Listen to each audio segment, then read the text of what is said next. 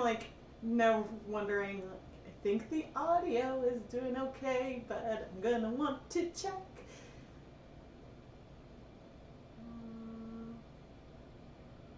Why is this on twice? Okay, now I can check. Hey everyone! Awesome. Okay, a little audio check. Yes, and please like the video. That is a great way to help support this and make sure that people see the video. But I just said in the live stream chat that the music at the very beginning is actually a song Keith wrote for me to walk down the aisle to at our wedding a million years ago, it feels like. And, yeah, I'm just not wearing my ring because I'm dyeing yarn. I often take it off when I'm at home. Oh, hi, Indy. You're going to have to, you want to say hi real quick? Come on. Look, can you say hi? I know, Mommy's live, so you wanted to come see. Yes, but you're going to have to go in your crate in a minute. Hi. Yes, I know, you want attention because I'm live. But hello, everyone! I am Rebecca from ChemKnits, and welcome to the January 2023 ChemKnits Dye-Along live stream. This month, we are going to dye yarn inspired by this humpback whale breaching. I believe this is actually a photo from Hawaii. It's not one that I took. There's a photo credit in the video description. But we did see some whales. When we were there, it was a little bit early for whale season this time, but we did see a few flukes from like really far away and lots of like the blow, like the little blows. We saw a lot of that, but I thought that it would be really fun. It would remind me of the vacation that I went on that I wish I was still on. And also just be a really beautiful color palette for us to play with today.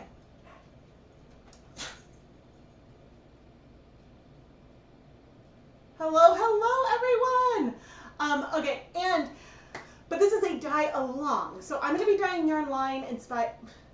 I'm going to be dyeing yarn live inspired by this photo, but I'm also inviting all of you to dye yarn inspired by the photo.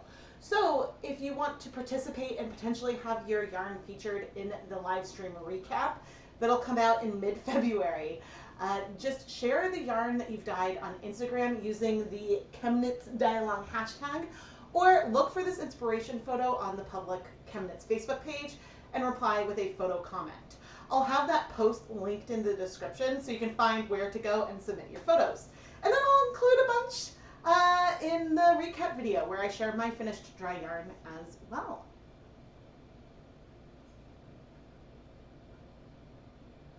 Okay, I'm going to pop out the chat so I can see this a little better.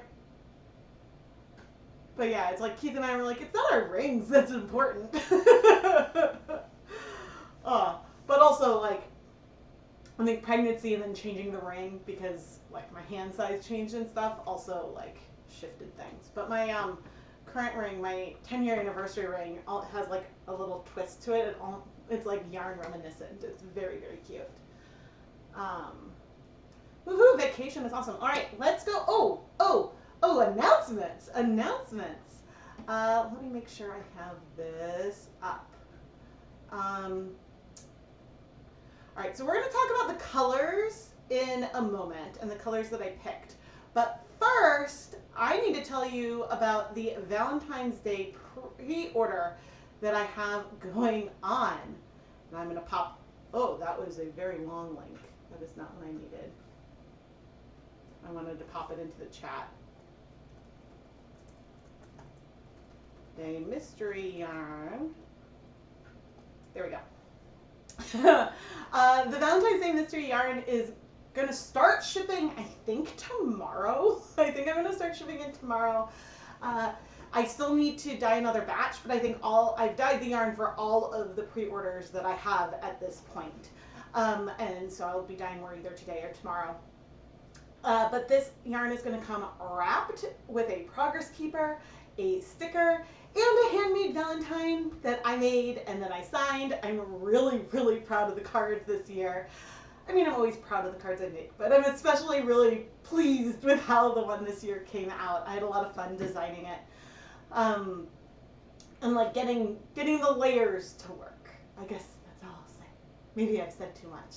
But it's just a fun little mystery bundle, and it's a great way to either treat yourself to a Valentine's Day gift or treat a yarn lover in your life. There is one colorway on multiple different yarn bases. Let me see. I'll go back over here. Okay. The bases that are still in stock are a sock yarn, a DK weight merino yarn. Of course, I'm clicking on this and it's not showing up on screen. There is a merino silk non-superwash DK blend. There's some of the That Yak yarn base left. And there is, I think, one yarn mop left. Everything on all the bases, it's the same colorway, like I'm doing the same technique. But of course there are some differences because like the yak base is darker to start with, and a non-superwash silk yarn, the colors sometimes strike a little bit differently to a superwash sock yarn. But the yarn mops are sort of a different colorway, but I wanted to have those available for like the full packaging and everything as well. And so yeah, these are I'm gonna try to have them all out by the end of January. Again, I'm going to try to get as many out as I can this weekend, and I'm really, really excited. So yeah, it's a great way to help support the content. And then of course my shop is also just in general filled with a lot of hand-dyed yarn, including yarn that was featured in the last ChemKnits dye-along, and then a lot of other videos. So yeah. Thank you all so much, and you can find links to everything in my video description. Oh, but now let's think about colors. Okay, I was like checking the chat. All right, so I went to this blog post that I have. I think it's the most recent post on my blog. Am I on it? Yeah. I'm going to pop that in the chat as well. This is where I have all of the swatches crude swatches that I've done through like 2023, but there might be some spoilers in the post if you continue on. But I started looking at this to decide what I wanted to do for my whale. Because, you know, I was like, oh, I've done a lot of blues. Now, I pulled 2 grays. And I decided to stick with Dharma, even though there are some jacquard colors here, like gunmetal and blued steel, that feel very, very whale-like to me. I did decide to try to stick with Dharma colors and colors that I know break a little bit less. Do I have Twilight Gray on here? Yes, okay, because I'm going to be starting cold, and Twilight Gray looks very, very purpley when cold. It gets more blue, navy, cool tone when it's hot. So knowing what I know about certain colors and how they behave, that's how I picked them. But let me grab the list, because here it is. What did I decide on? Okay, so I think Sea Spray is going to be a little bit, oh, I'm on the, I was doing this on the monitor. I think Sea Spray is going to be and this was the Twilight Gray. Sea Spray is going to be maybe a little bit too green, but I wanted to bring that in because I wanted things to feel more blue on the green side because of the ocean versus going to the purple side of things. For grays, which I don't have swatched in here, I pulled Tornado Gray, which is a pretty true gray, and Silver Gray. I don't know if I've tried the 2 of those together, but I think the Tornado Gray layered with some of the blues would be really, really good for our whale. Let's see, I also pulled Alpine Blue and, where are we? And Indigo Blue, which does lean a hair more green than, for example, where's Midnight? Midnight Blue leans a little bit more purpley if you compare the 2. And so those are the colors that I've pulled, but I think I do have some other blues in my collection in case I feel like I need something brighter, but I've tried to go for some that are a little bit more muted. And so that's what we're going to play with. But yeah, and I have nothing on the counter yet. Although actually, let me fix the camera.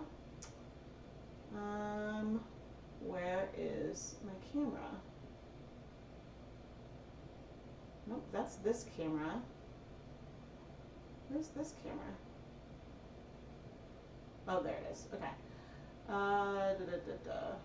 Properties.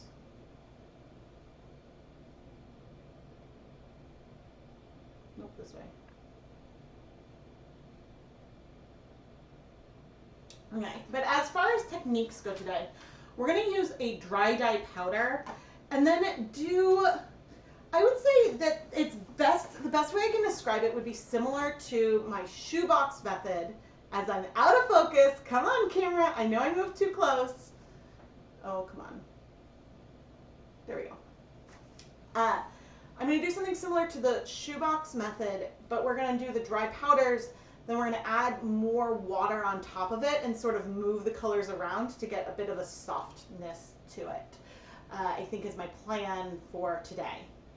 But hello, and not that late. Not that late. I was a little early today. I'm very, very proud of that. All right, let's get started. That is the camera. I was like, which camera? Oh, I didn't talk about the yarn, but I can do that up while I'm standing up. Okay. So because of the technique, we may not need yarn mops for the first two bases, but I did prep some just in case. But we're going to use the Knit Picks Superwash Merino Twist. Let me turn this. Ooh, we are very out of focus. Do I not have autofocus on? No, it is. Come on.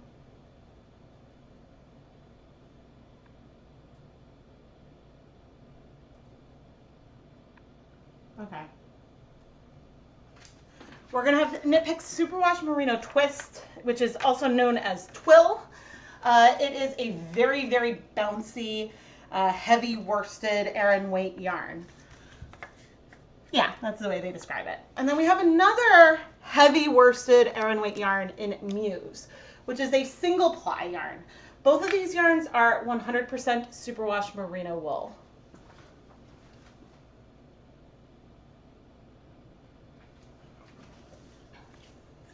Haha, this way. And then I do also have some Stroll that I've pre-soaked, and Stroll is 75% superwash merino wool, 25% nylon. I was looking because things look out of focus on my monitor, but let me see quality.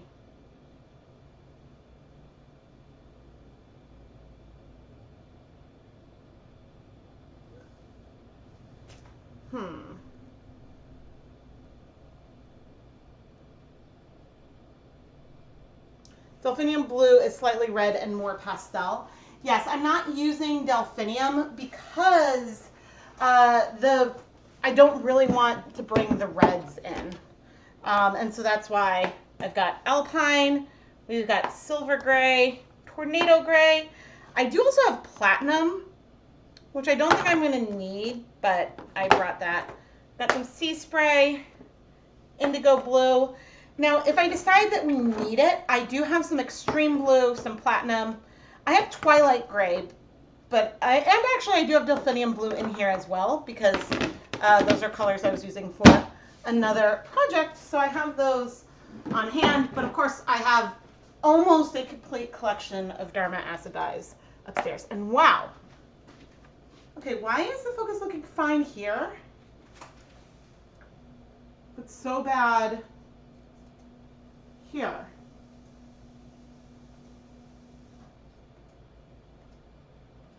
I'm going to check this.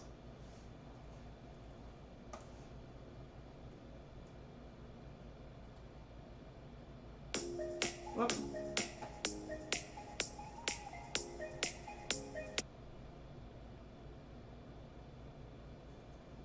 Oh no, I guess it looks fine. Maybe it's just like on my monitor. Okay. I'm going to check this. that was going to bother me. Let me move these. Let's see. Where can they? Well, they'll be off camera. Okay, and I need to get a pan of yarn, but I figured, would you rather me start with, and I'll make a little poll. Juliet asked, my dog is adorable. Have you ever been tempted to dye his fur? Yes, I've saved some to spin. The staple length is a little bit too short for me to spin, so I'd have to blend it with something, and so therefore I've just saved some of his like super soft fur. Should I start with? My dog is adorable. Have you ever been tempted to dye his fur? Yes, I've saved some to spin. The staple length is a little bit too short for me to spin, so I'd have to blend it with something, and so therefore I've just saved some of his like. Okay, I put a poll in. So you guys can vote over which yarn base you would like me to dye first. These are both heavy worsted weight. I felt like that was a, the heavy, I thought with the whale, I thought that just kind of fit. And so you can vote over which one you would like to see me dye first. Okay. And I put a poll in. I don't remember how many plies there are in quill. Over which yarn base. Anyone else got an echo? I will check on that. Oh! I felt like that was a, the heavy. Yes. I thought with the whale. You know why? Because I saw the video playing in the background and I didn't mute it. Thank you, thank you. This should be fixed now.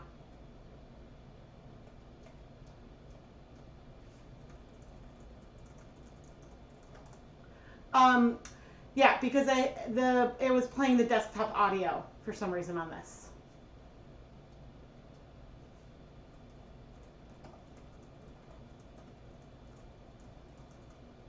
Thanks, everyone. sometimes when like I notice something in the chat, and thank you so much for pointing it out. I try to reply in the chat because there's a delay. Okay. Gotta make sure.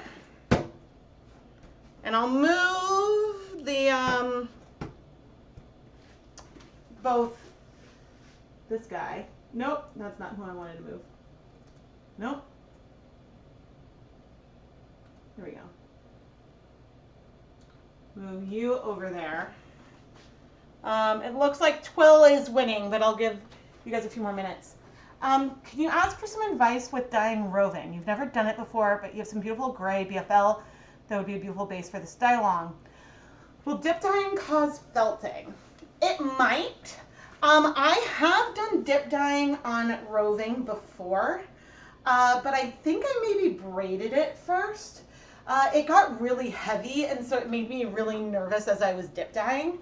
I think that what could work a tiny bit better is rather than dipping and removing the roving, if you set up your dye pot and you add the roving to the pot slowly. So add like, if it's, I don't know, if the roving, let's say it's 5 yards long, add like a foot at a time, but don't lift it back out. And I think that is a good way to dip dye the roving, because that would give a little bit less agitation. Is single ply trickier to dye? Not necessarily. All right, I'm going to end the poll. Thank you everyone for voting. Okay, we are going to do the twill.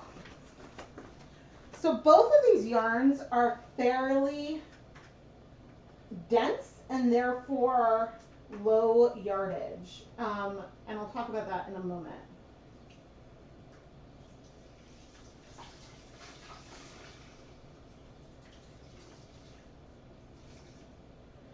Okay, we're going to bring in 400 grams of the yarn. Now, the thing that can make a single ply yarn a little bit trickier to dye is that single ply yarn can be more fragile. And since it's more fragile, the odds of, snapping or something can be greater depending on how high twist it is. It also has more of a chance that it will sort of, if there's a lot of twist, it might coil back on itself and create its own little resists.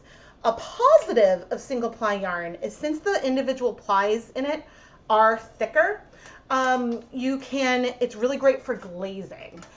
Because the dye doesn't go all the way through the strand, some of it might strike on the outside. So that can give you some really, really beautiful effects. But, okay, so I mentioned that these are low yardage. So like Cascade 2020 or Wool of the Andes worsted weight yarn, those are 220 yards per 100 grams. The two bases that we're using today, the twill, is 149 yards per 100 grams. So it is very, very dense with its twist. And the single ply yarn is even a bit denser and shorter. There's only 114 yards per 100 grams. But yet I wouldn't classify either as like bulky or super bulky yet. It's just they are dense with the twist. Yeah, please ask questions. That's one of the best part of these live streams. All right, but I'm gonna go put on my deluxe rubber respirator mask, safety glasses, and gloves, and we're gonna start dyeing this. But actually first, let's add some water.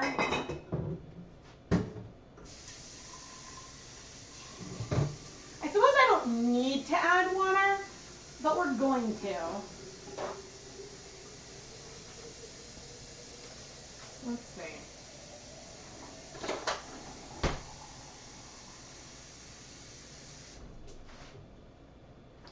I'm bringing over 8 cups of water, and we'll see how much we add.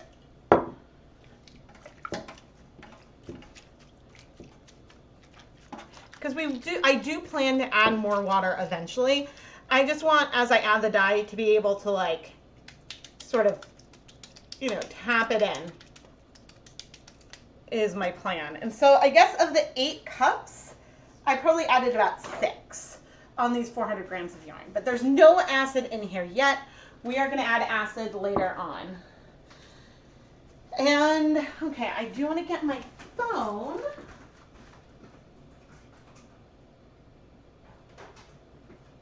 Because with this first one, I may as well make a labeled photo for the recap.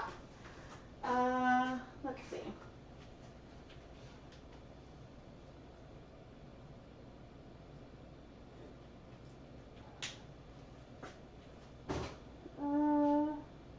Do I have all gloves? No.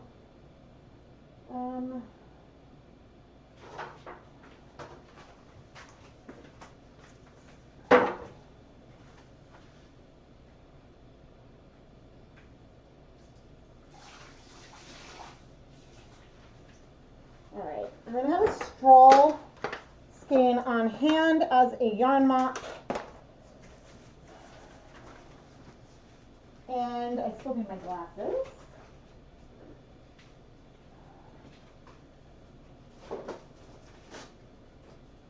And my gloves. I was debating about the yarn mop, but realized there might still be a little bit of dye on my fingertips.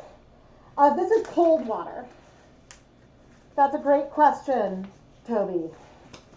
The water is just cold, not even room temperature, because in Massachusetts our pipes get quite cold in the winter. Okay. Oops.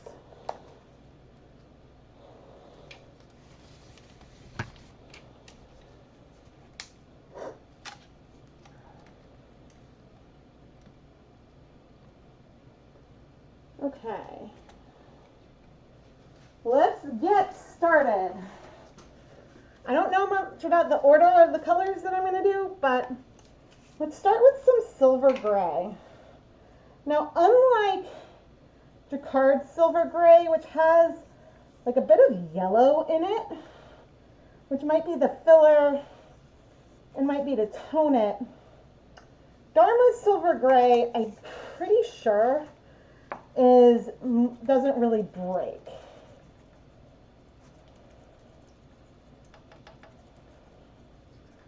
And speckle-wise, it looks very, very similar to True Black.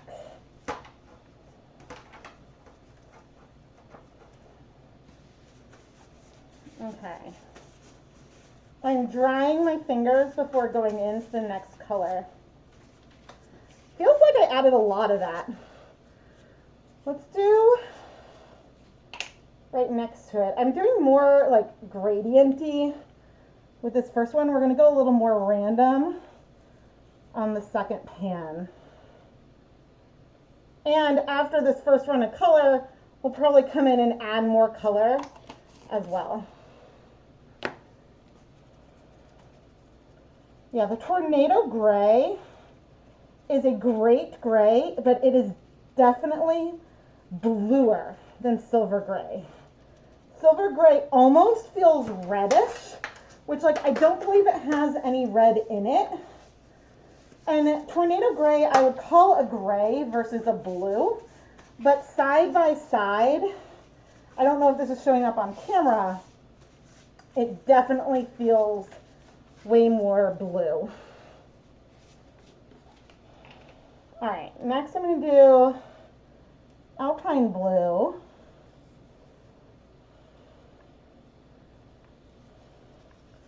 And I know these colors are all feeling very, very dark, but we're not going to add color all over the yarn. And you can see that even adding a lot of dye, Alpine Blue is a bit more muted than those other colors, which is bringing in some of those soft blues. Good morning. Good morning. Okay. All right, next up is Sea Spray, which of all the colors that I'm using today, Sea Spray is one that breaks and does have some more green in there.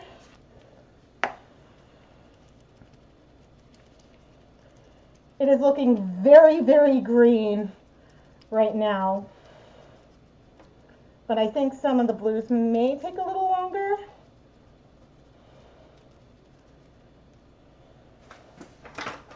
To poke their head in.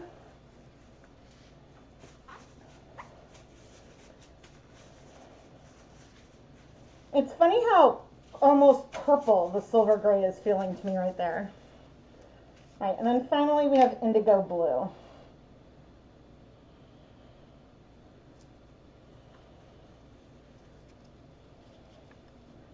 Which is way more pigmented than these other colors. And it's a beautiful, like it is definitely way less purple than navy. It's a great dark blue though.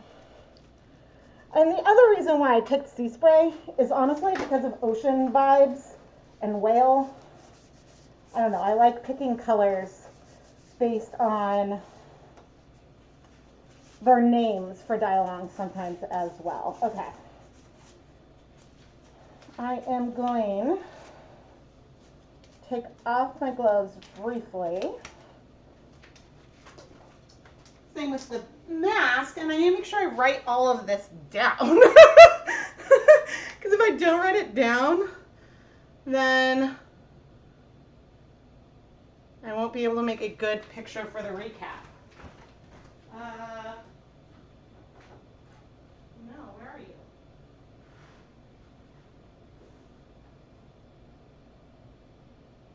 Uh-oh. Ah.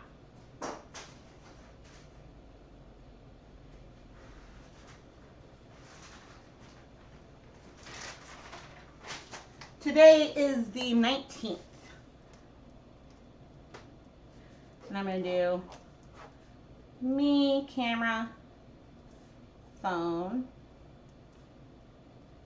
And so we've got Silver Gray, Tornado, Alpine, Sea Spray, Indigo. And I have very, very crude notes and very bad handwriting, but that's the way I then make sure I label things correctly. Okay, and so looking at the photo, I would say that the Indigo and the Alpine are for sure winners for when I do this further. The Sea Spray should be a little bit of an accent. There's really not a lot of green in the picture, but I wanted to do a little bit more than just the grays. but I really like having both of these gray tones in here. I think that it adds something to it. And so now, ooh, what's the best base for DK socks? Ooh, that's a good question. Potentially, like from Wool to Die For, I would say Platinum DK. From Knit Picks, maybe Stroll Sport or Hawthorne DK.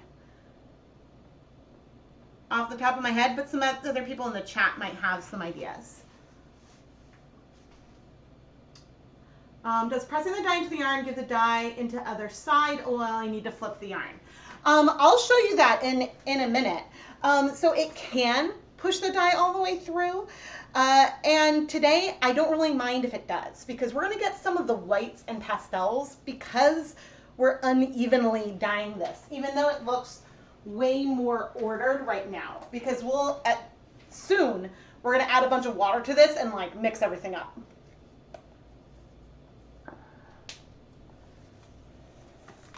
And then, you know, if that doesn't do what I want to do, we can always add more dye. Okay, the Alpine. I want to bring more of this Alpine blue in. I'm adding some to those ends. I'm going to add some here in between our grays, a little bit down here. And I'm just spreading this out. And this one I'm not planning on tapping through right now. That doesn't mean we're going to get speckles, but it just means a little bit of fun. Okay, I need to make sure I also have some acid on hand. Where are you?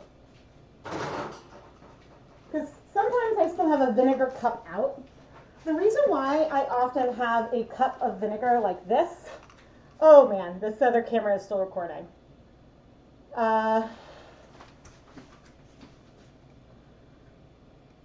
Rebecca, cut that down. Okay, the reason why I will often have a cup of vinegar like this is because it's harder to measure when I'm pouring from the really big Costco size container. But I'm not going to put acid in yet. What we're going to do is go and fill this up. So we get 8 cups of water.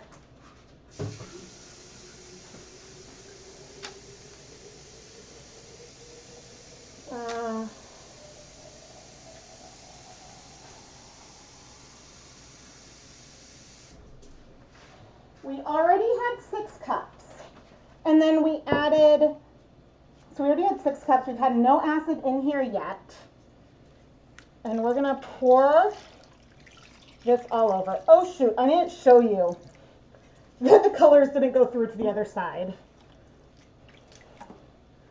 But we're going to move this through.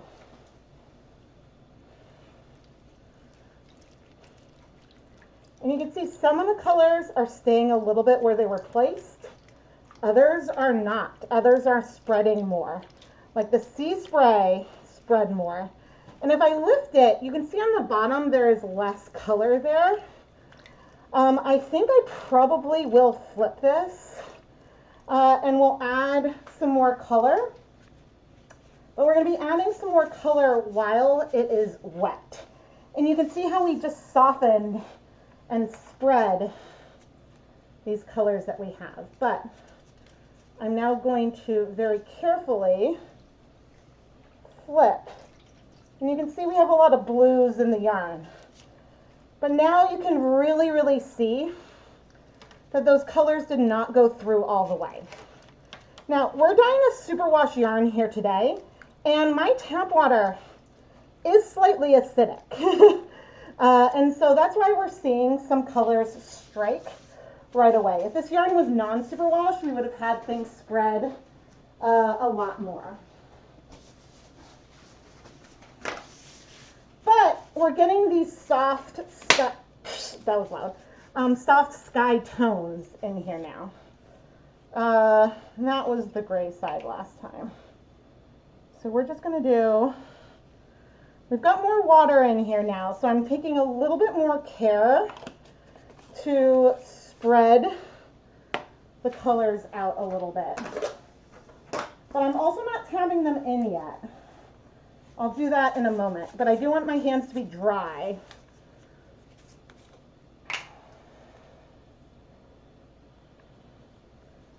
I probably reversed the way these colors were, but that really doesn't matter. It's really not that important to me where each color is placed. I'll do Alpine Blue at the end.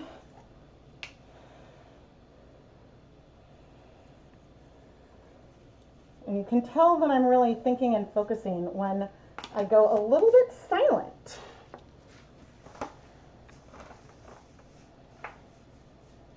Now I have my DSLR on here so I can film a time lapse to use either for TikTok or the recap or something like that. I am going to put in some more sea spray because I liked what that did. I forget if I've ordered, I don't think I've ordered the new sea spray yet, or maybe I did and I forgot about it. I have a Derma box over there. I should check that. Okay. And now the Alpine Blue.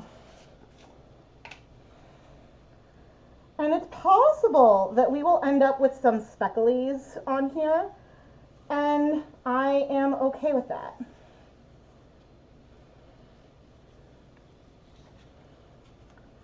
Okay. Now, I am going to come in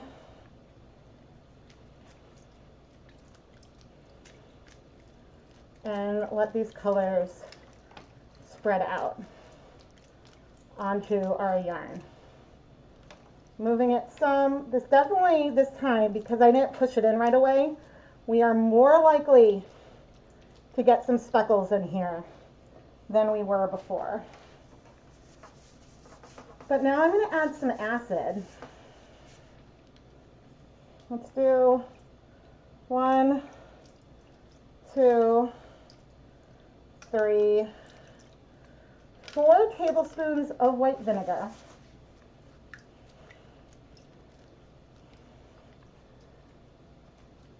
And we're still going to have some light patches and some deeper patches in here. But yeah, this is our first colorway. Now, I think on camera, it looks like it could be fairly dark, but it really is not that dark.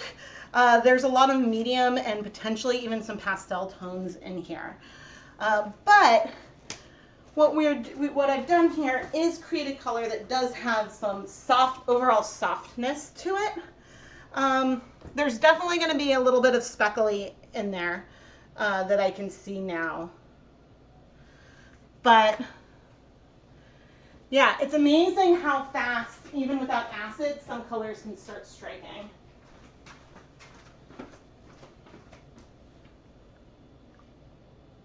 I took off my gloves, so I'm coming in with the spoon. Now, again, I mentioned my tap water is slightly acidic.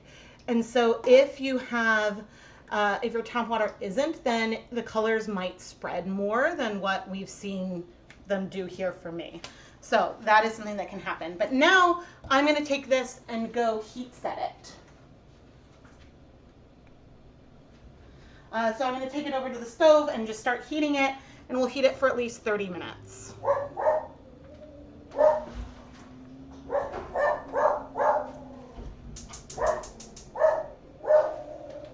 Okay, and yeah, I'm going to take a very quick break, go take care of the dog, and I will answer, Toby, I'll answer your question when I get back. So I will be right back.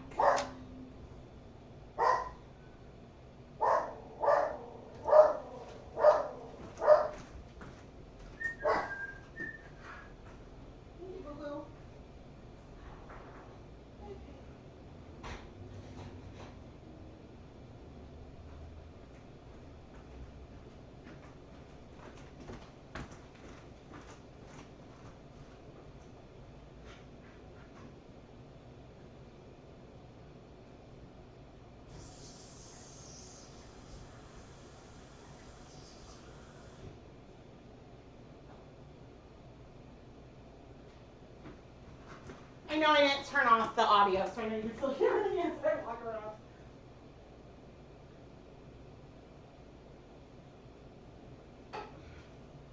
All right. Yes, okay. I am going to start bringing things over, and then I will check the chat. I might bring things over. I just brought the one pan over. Okay, I'm going to sit down for a moment.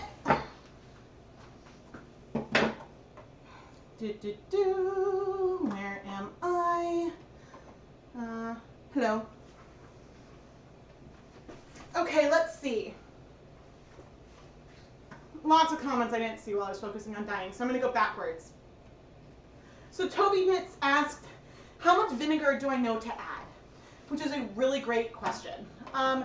You can get, although I think that the litmus paper that I had been using is really old and so therefore inaccurate, because the numbers I was reading from it, I'm like, that doesn't make sense from what I know. Like the pH of pure vinegar, or like of 5% acetic acid vinegar should be. So you can check the pH, is one way you can know if you've added enough acid. But the other way, honestly, is from experience.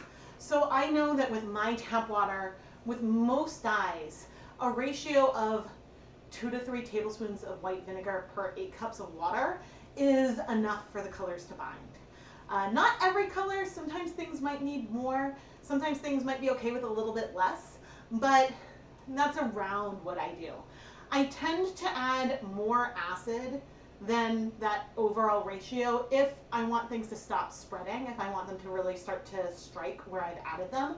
And sometimes I'll do a little bit less if I want things to potentially spread a little more. So it really does depend.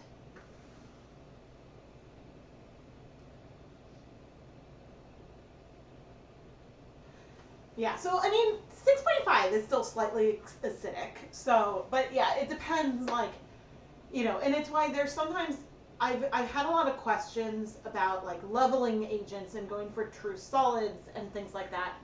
And I mean, honestly, like since my tap water starts off slightly acidic and things will start striking before I've even added acid, there are times when things like that are like a more pH dependent acid, like ammonium sulfate, where like as the temperature goes up, the solution will become more acidic. My stuff starts out already a little bit acidic. So that, yeah, that exists. Let me see. Okay, I'm going to go up to where I saw. Okay, I saw the platinum decay. Nice. Oh, well, I'm glad you made it. You didn't miss it. I really want to try the new Nomad Marshmallow Select DK.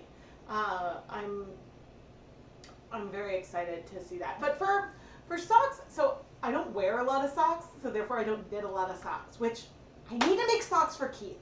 He wears a lot of socks. Maybe like that's what I should cast on for.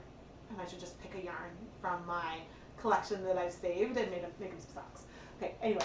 But in general, I thought that you want to make sure that the reason why there's a lot of nylon in stock yarn is to add some strength, so that way it doesn't wear out as quickly, but I might be wrong.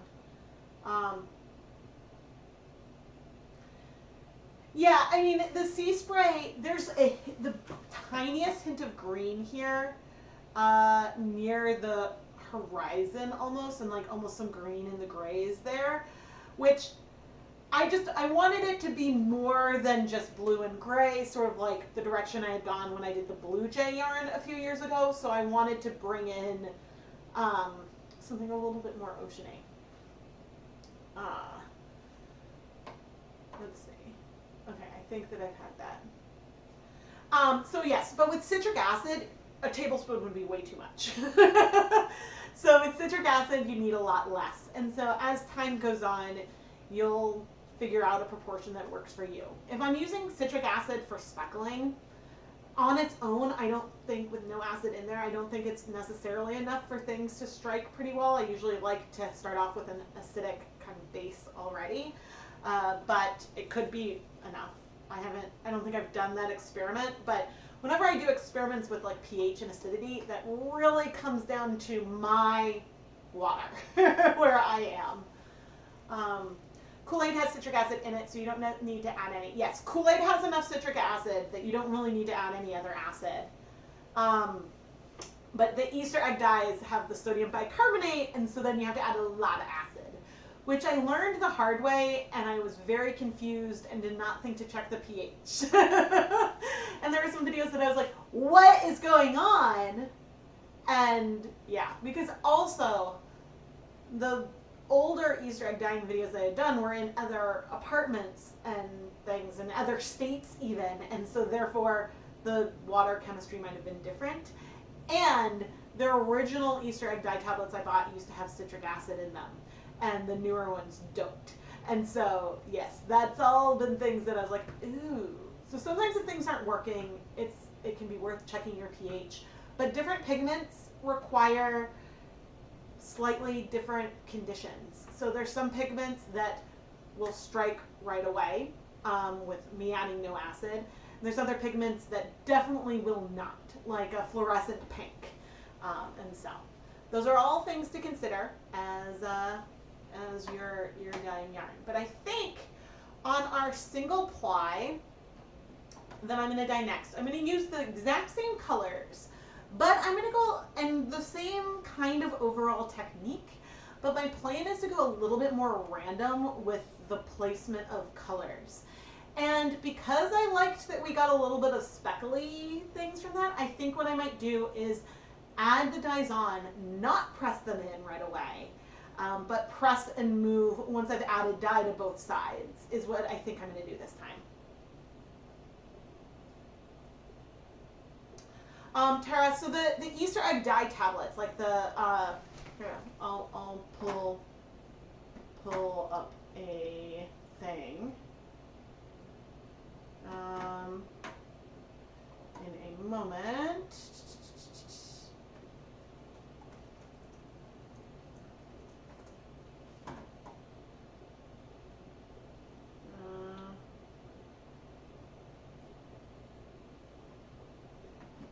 Of course, this doesn't have a picture of the stuff.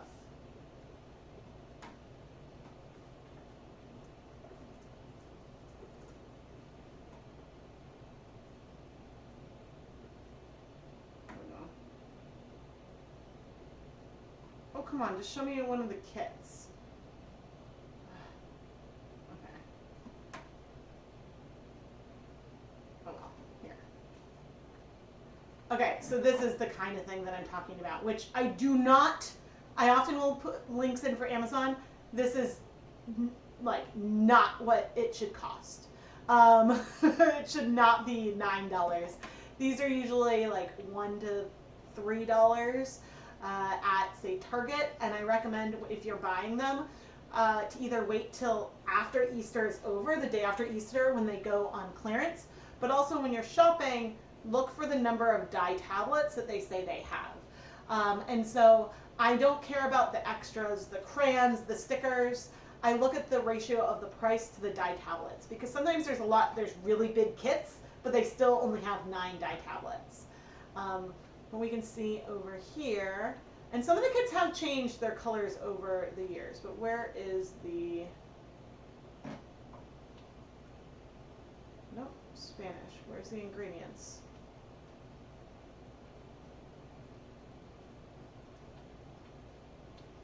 Here we go. Sodium bicarbonate is the first ingredient, and then we have yellow 5, blue 1. Ooh, that one has blue 2, at least on the image. So there we go. But yeah, yeah. But so sometimes you can find them. I mean, ultimately they all have the same food coloring mixture in it. Dollar Tree sometimes has them. Party City sometimes has them.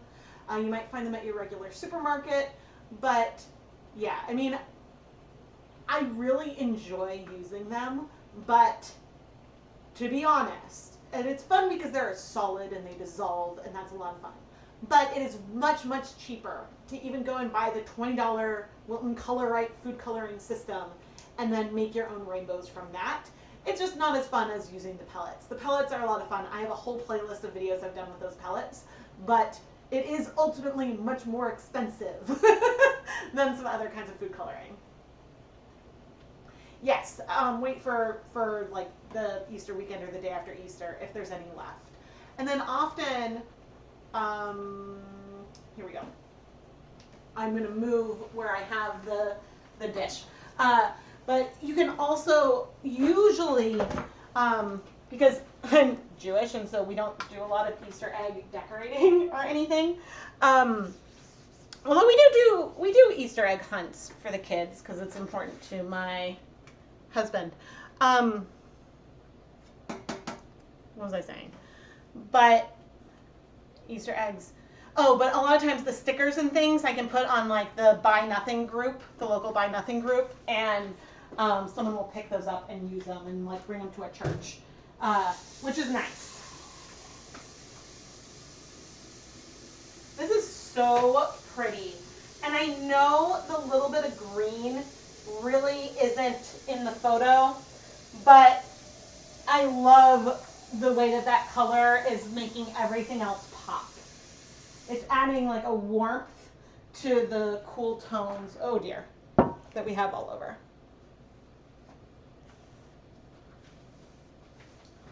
Okay.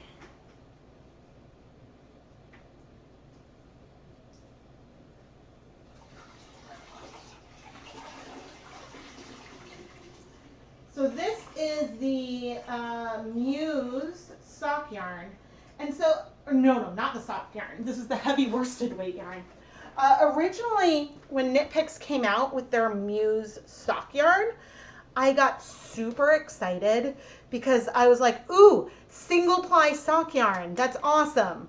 But that's not what it was. It was another 75-25 superwash merino nylon, which meant that Knit Picks has 3 of those. They have 3 different 4-ply 75-25 merino nylon yarns in their collection. And I do have a video where I did compare those along with the yarn from some other brands. And the Muse sock yarn is nice, but it's more expensive. And so I would only get it if you wanted to dye something to go with some of the Muse hand-painted line that they offer. But I'm trying to see. Yeah, but the reason why they're all different is because Muse is milled in Japan, Felici is milled in Italy, and Stroll is milled in Peru, I believe. So that's where all the different bases come from, and that's why there are some slight differences between them because they're different mills. Oh, my pleasure, my pleasure. I love getting questions. Okay.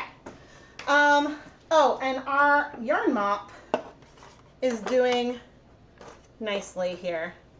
Also soft, much more white on it.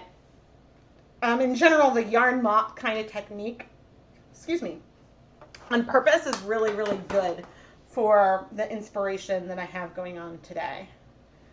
I'm trying to decide, I might film a time lapse of this next one too. Let's put my mask back on, but the goal this time is to go more random. I do want to add some water on first.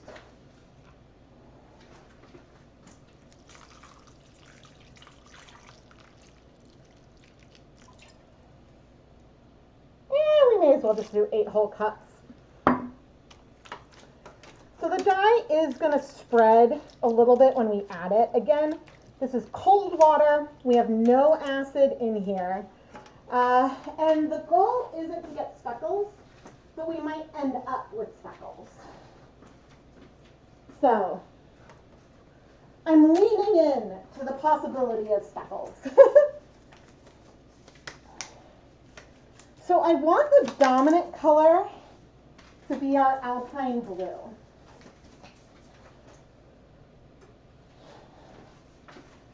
Am I recording? Yes. Alpine blue is our dominant star today.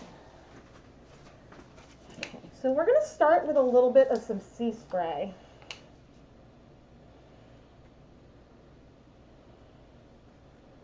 I'm just going a little bit random.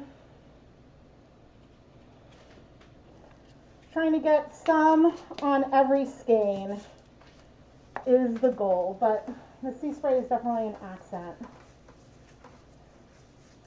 Now the nice thing about doing this kind of technique on a worsted weight yarn is that there's not as much surface area as there would be on, say, a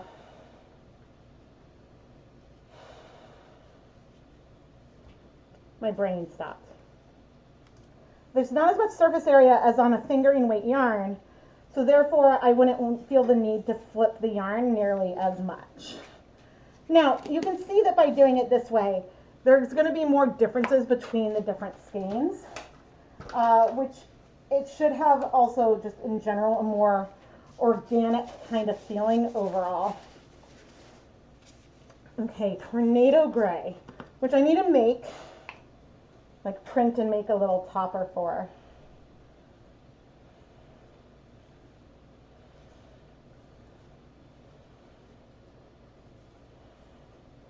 Guess we're going for a fair amount of that color.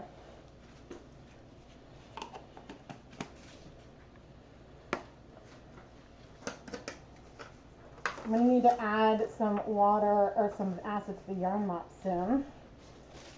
Okay. We're going to end with the Alpine blue. Indigo blue is so pretty though.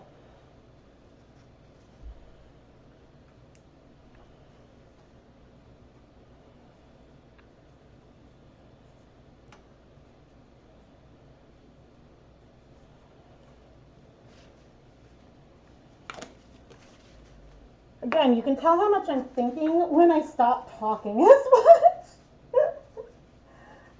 I love all of these colors together. It is so handy to swatch things before dyeing with them. Because then that helped me pick blues that are different hues. Now the Alpine blue is a little bit of a premixed pastel. It is way less pigmented than a lot of these other colors. So I'm just adding a little bit of it all over.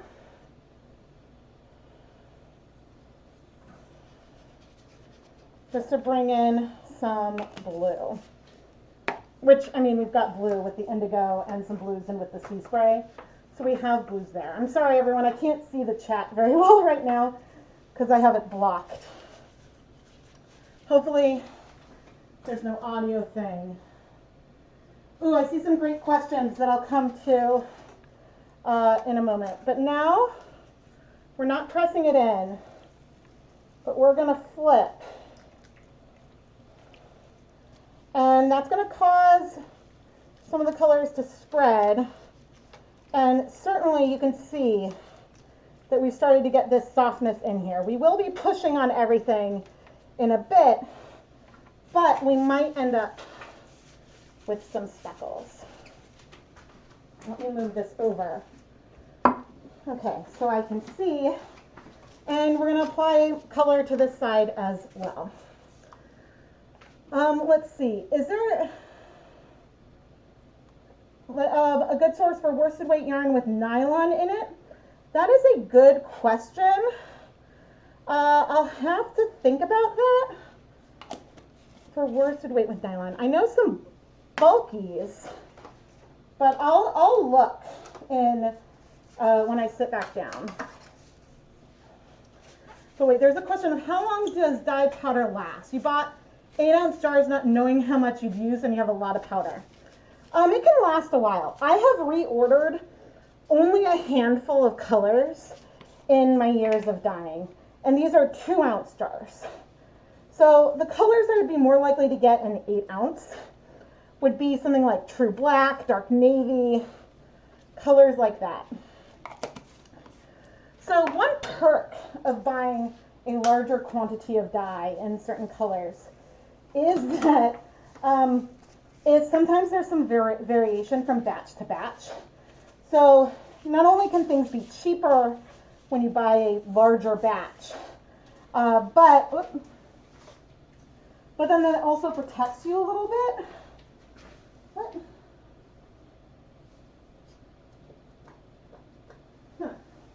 That also protects you a little bit from just batch differences over time.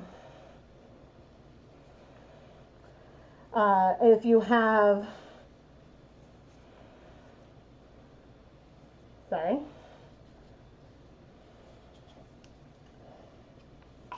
my brain stopped for a moment. You are a little bit more protected from batch differences if you buy a larger batch to start with. And then, you know, sometimes things go out of stock and whatnot. But like Paradise Fibers sent me 100 grams of all of their colors. And I'm like, this is so much. So how much yarn is there in 2 ounces? I forget if that's like, I mean, 100 grams is about 4 ounces. That I know because of selling yarn. 100 grams is about 4 ounces. So in each of these containers, it's about, let's just say roughly 50 grams of dye. And so if for a lot of my colorways, maybe I use 1 gram of dye per 100 grams of yarn, then you can see, okay, 1 container of dye, in theory, could probably dye, I would say, anywhere between 20 to 100 skeins of yarn, depending on how much dye you like to use when you do colorways and things like that. But of course, some colors you would use a lot more, and others you might use only a tiny bit. So one thing I like about Dharma, there we go, is that they offer a lot of premixed pastels in their collection, which is really, really nice. And then they also charge less for the premixed pastels. Okay, I'm going to get more water. And this time I'm going to add some acid into this water.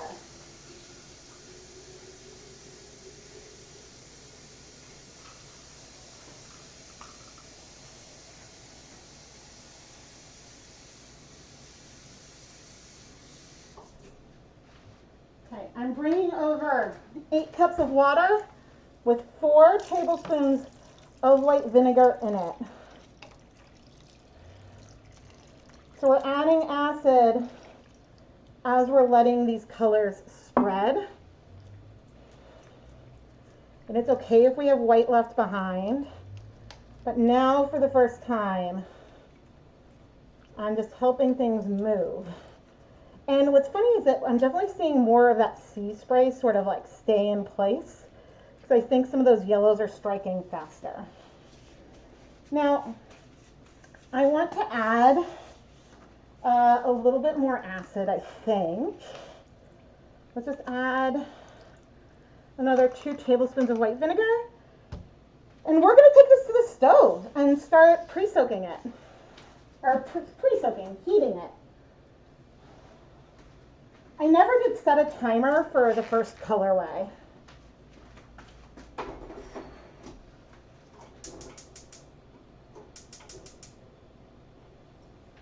But I suppose I could go back on the live stream and check.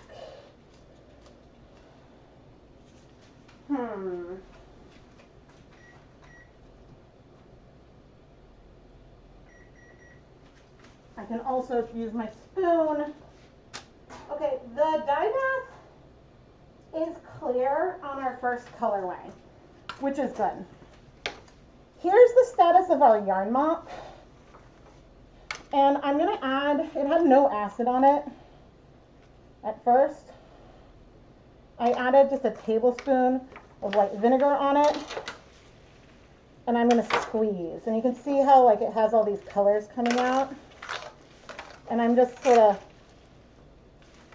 adding this acid to it. The squeezing is to help the acid spread, just so that way we have that. But let's sit down and talk about what I want to do next, because I might need to pre-soak some more yarn. But I did have one little flaw in my plan.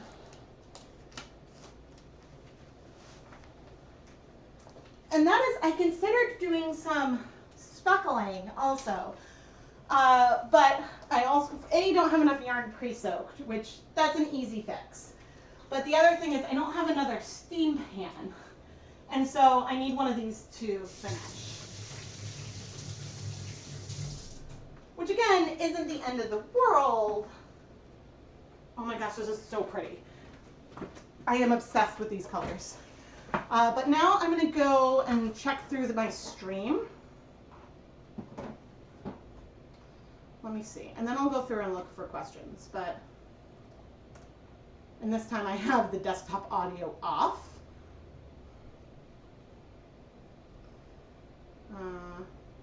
Cool. And please don't forget to like the video. Okay, so let's see. Okay, so it has been almost 30 minutes. This is so handy. Oh my gosh, I should just like stream everything. Because if I was streaming everything, then I would just know. I can go back in time and see. Okay, so in about like 5 minutes, I can turn off that heat. And then we'll have that pan available. But yeah, so the question that I had about how long does dye powder last depends on how much yarn you're dyeing.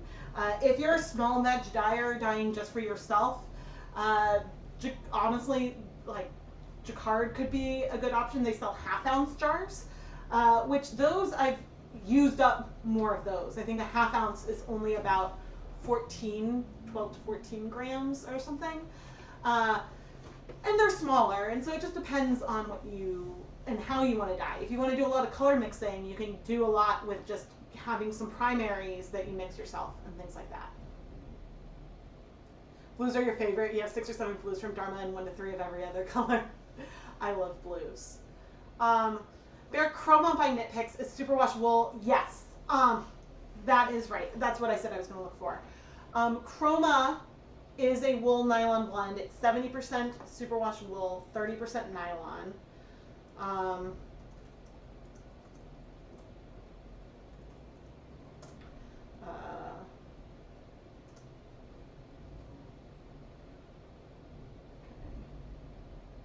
Options. Cancel.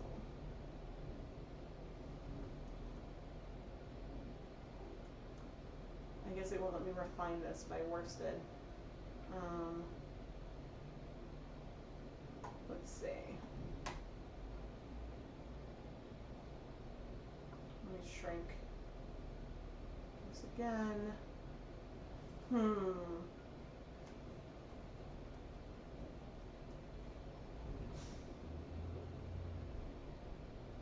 Cotton.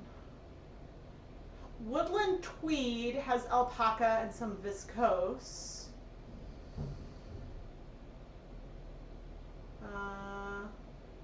Comfy is cotton. Revere is alpaca.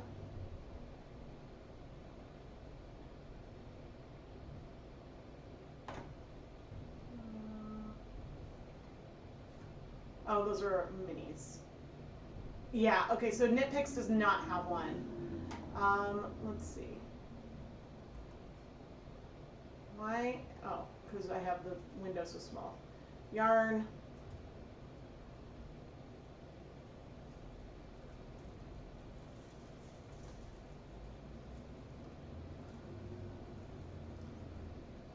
Let's see. Of course, this isn't telling me.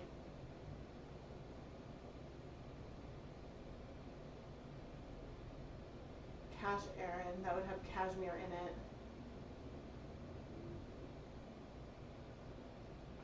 That's a merino cashmere nylon, and that's Aran weight.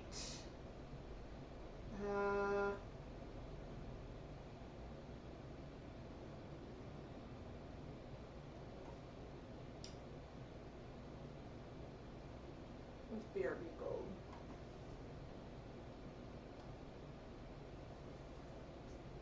Merino superwash. Oh, that's sport. Okay, this is a super bulky merino nylon. That's BRB Gold from Wool to Die For. Sport. Alpaca Gold. DK. There's the Iron Weight MCN.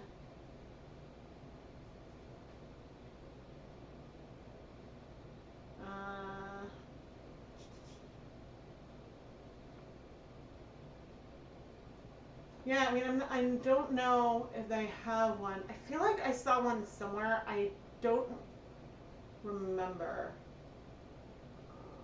Worsted. Of course, it doesn't say the fiber content on here. There are a ton of worsted options. Oh, Zebra Worsted Blend 3. Is that just going to be Superwash Merino? Oh no, it's Proven Highland Wool. Okay, so yeah, I don't know. I'd have to look further. So let's see. You vote yes on streaming everything. I mean, I can't actually stream everything. But, oh, and the camera's has all the reds turned up on it. Great. But, I'm going to go this way. It's like it's making my face look like a tomato. What was I saying? But yeah, it was handy to just be able to roll back the clock and be like, okay, that's when I went to go start heating it. A BFL could be good for socks. Yeah.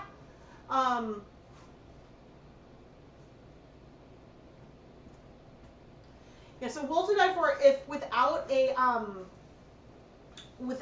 a wholesale account, I don't think you can get sample skeins, and you do pay for shipping with Wool to Die For. They don't discount shipping, but if you have like a business ID, then you'd save like 50. I forget if the prices that were up, if I was logged in, if those were the retail or the wholesale prices. But yeah, I am hoping to have some more like fun streams, and I need to go turn the heat down on the stove.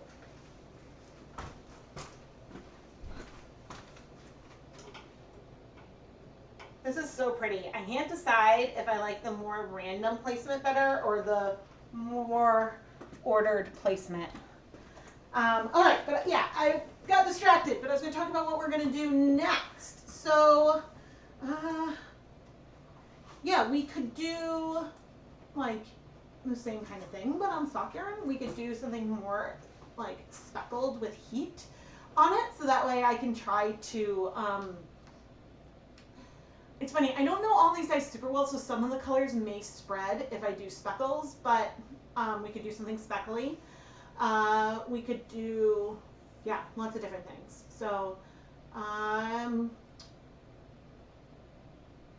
yeah, I was like, I could do a poll, but just let me know in the chat what technique you would want to do.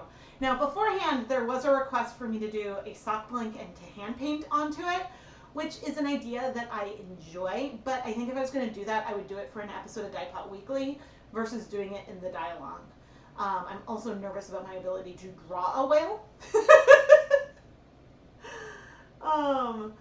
But yeah, and then also let me know like if there's a particular yarn base you would like to see me do. I don't know, like I only have one skein of Stroll that has soaked, which that could be a yarn mop, but I'd probably then go grab 2 or 3 skeins of something. I could also do, okay, so this is a thing I do.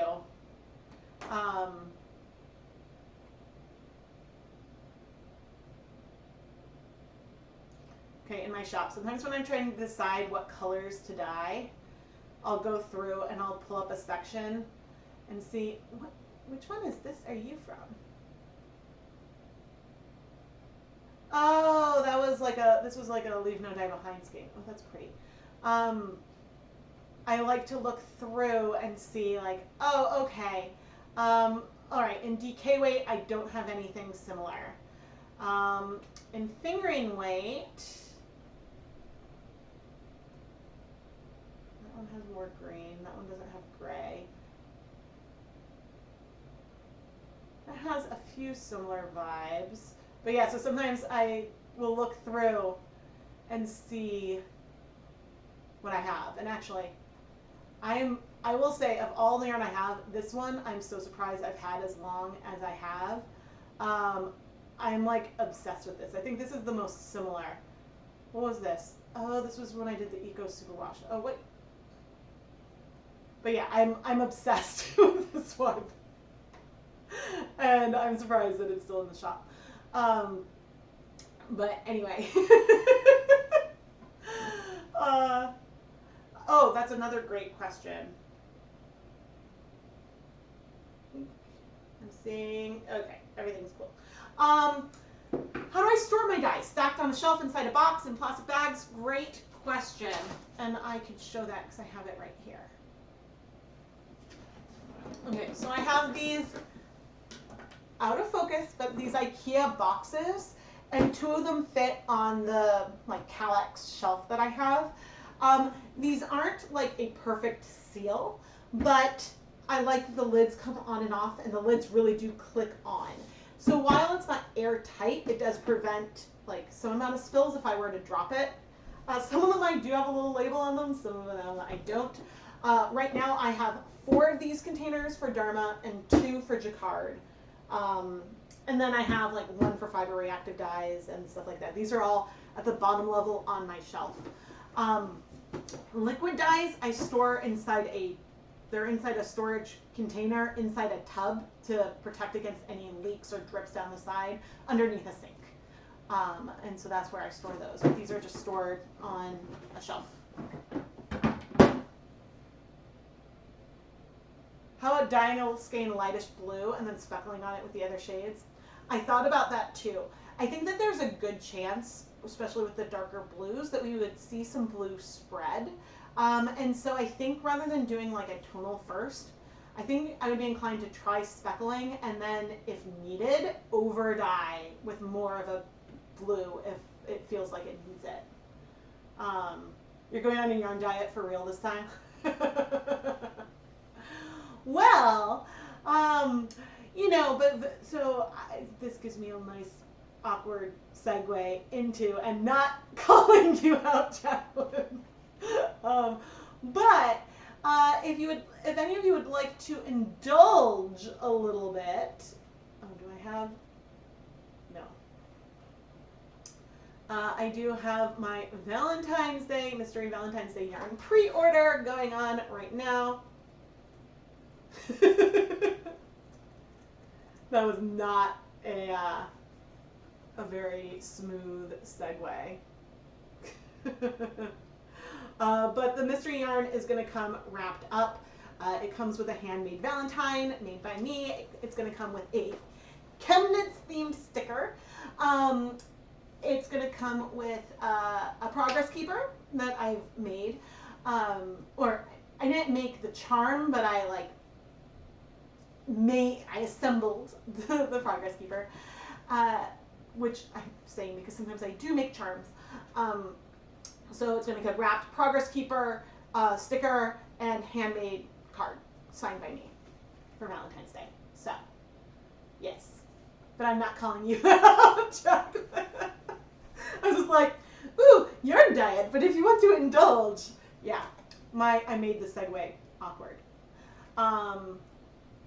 But yeah, okay, I think we'll do some speckles, and goodness, I could do, okay, before I go get yarn, I will make a little poll this time, if I can figure out where that is. Start a poll.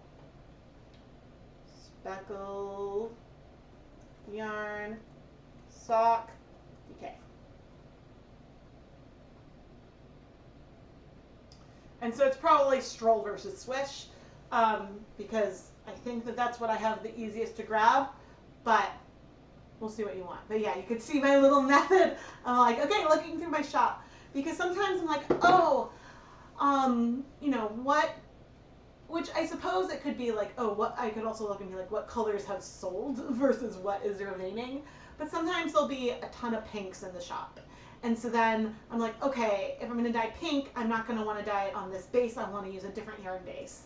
And so, like, I make decisions that way, which I think is really funny. But all right, it looks like DK is in the lead. But yeah. I am excited. Oh, I don't care about that.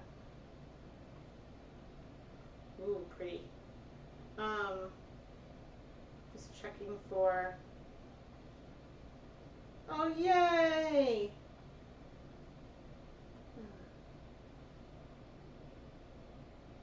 Oh, shoot. Okay. About babysitting. Ugh. But yay, I've got some reimbursements that have come through, which also always makes me happy.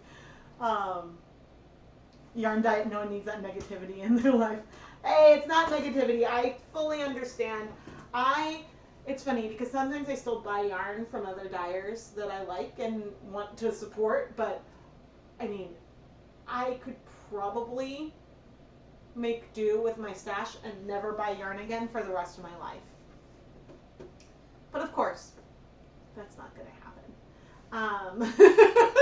And I mean, a huge part was like, you know, I probably have hundreds of skeins from Knit Crate and stuff, and I've used like a number of them and given away even more to some friends because I'm like, you know, I feel like I'm cheating if I don't knit with my own dyed yarn, and then like, yeah. And so I had a friend come over and I was like, here, go shopping in my closet. Yeah.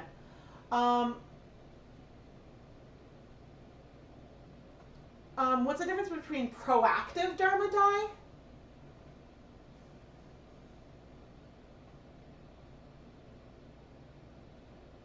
But yay!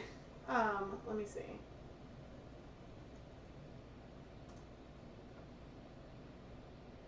I'm obsessed with that yarn, Jacqueline. But the... Do you mean the,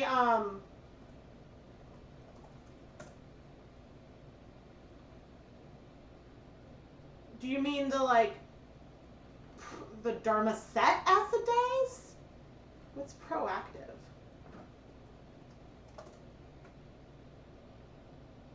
I don't know. Toby Knits, I'm not sure which other kind of dye. Oh, do you mean maybe the Procyon?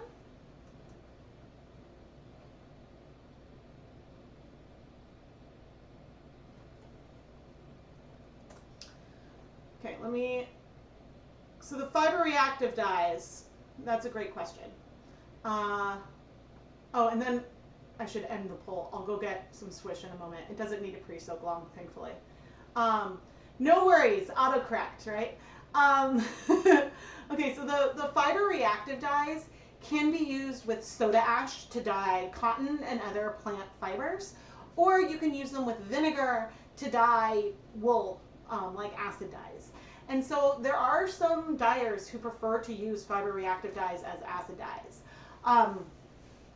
And because then I guess you have one set of dyes that you use for everything. I don't know why I don't like using fiber reactive dyes as much personally. I like using them on cotton, but I don't like using them on wool as much. I find that I tend to need to do a lot more washing and stuff, and that's not as fun. But when you use them with soda ash on cotton, you get a really wash-fast bond. It's a covalent bond. It's something that you can't break with hot water. When you're using them as acid dyes on wool, that has a wash fastness similar to other acid dyes and things like that. So yeah, the ones that, of course, when I do this, so the Dharma set acid dyes are, I haven't tried yet. I think I have one. Those are a lot more expensive. But then the Dharma acid dyes are here. And it's funny, I really should consider, yeah, potentially buying 8 ounces of some of the colors I use the most. And that's sold out. See, Pink Orchid is a color that I need more of, and it's still sold out. Oh, but not in 8 ounces. I don't know if I need 8 ounces of it. But you can see that where's like Vanilla Cream. Vanilla cream is $2.25, whereas moss green is $9. Wow. There's some pigments that have been more expensive. So there's a huge, extreme blue is also very expensive. Whew. But I think they price things, it used to be electric violet was the most expensive, but they price things based on more, I think, what it costs to get the dyes. But anyway. You can use vinegar or citric acid with acid dyes or fiber reactive dyes to dye wool. Either works. A lot of dyers prefer citric acid because like it's odorless. I think ultimately it can be cheaper because you can buy a big tub of it and you only need a little bit each time.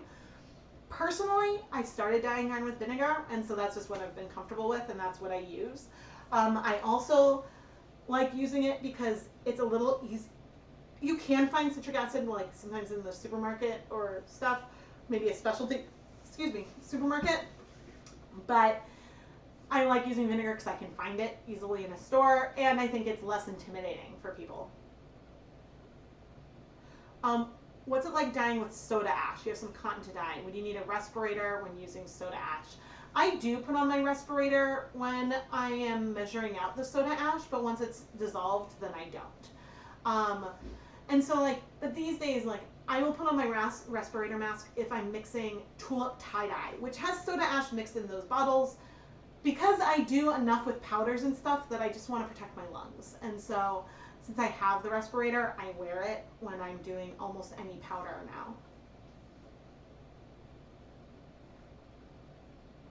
You just got a notice of the stenciled blank short. Oh yes, I just shared a short this morning of me unraveling the stenciled blank from Dye Pot Weekly 420.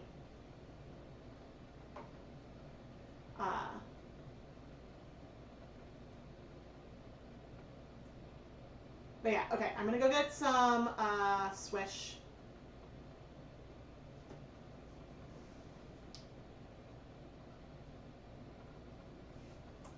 Hello, hello. Oh, and in the meantime, the one pan has absolutely gone for 30 minutes and the colors have all cleared. So I'm going to turn off the heat on the first one. The second one has not quite been 30 minutes yet, but everything has cleared there as well. Okay, I'm going to get the yarn.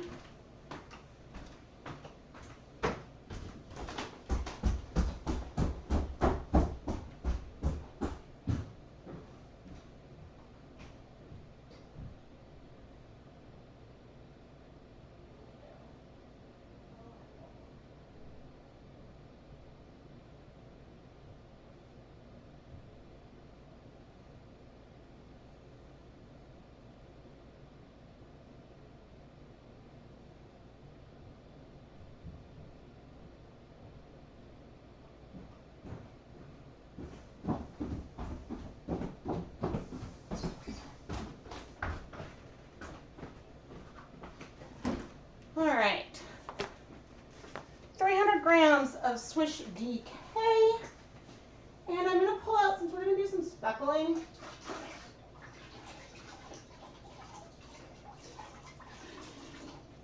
I'm going to pull out this other skein of Stroll that I pre-soaked to use as another yarn mop.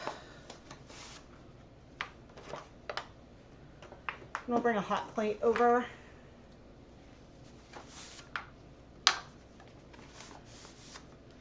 I'm going to get some zip ties.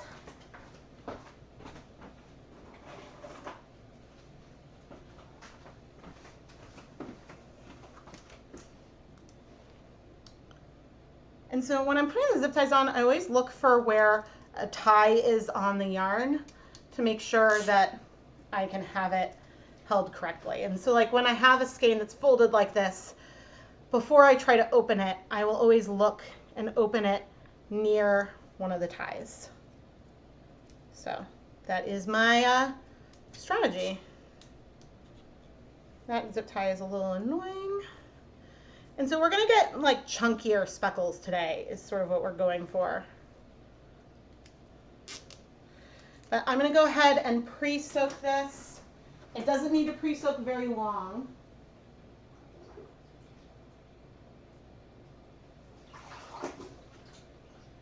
let it have a few minutes. Swish and Stroll both soak up water super, super fast.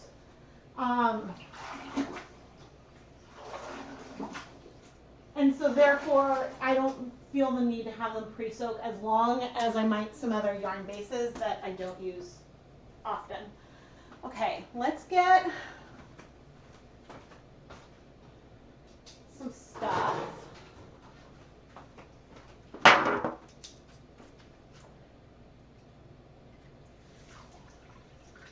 And I'm going to bring over just 100 grams at first.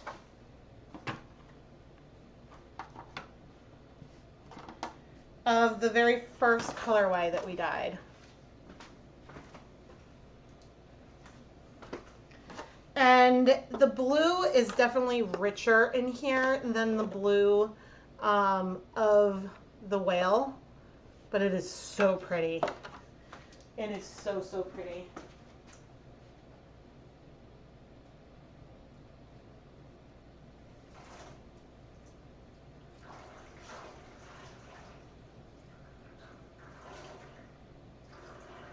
I do see some speckles in it.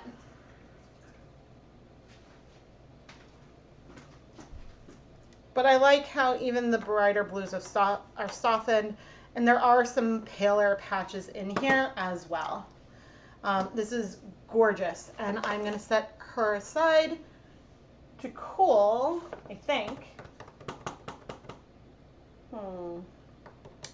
I'm debating, here's what I'm debating.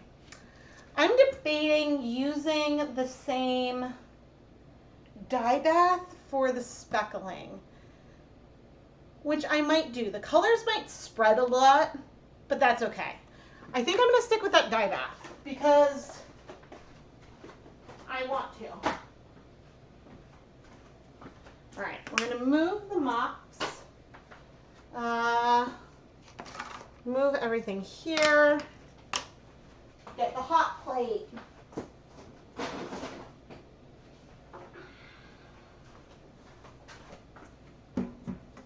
And don't worry, I'm gonna move so we're on camera. Oh, we are on camera. But I'm gonna shift this so I can see. Okay. Which way? Okay, I think I'm going to shift the camera down, and I'm going to move this over here. And I'll move where the camera is so you can see better.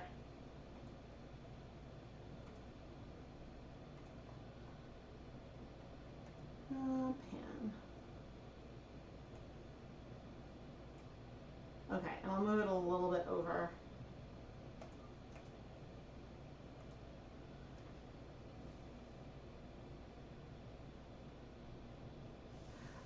Remember, it's wet and the color will be lighter because it's wet as well. But I can see on camera it's feeling a lot darker to me. Okay, and I can shift you there because this way I can dye from like over here and reach pretty well.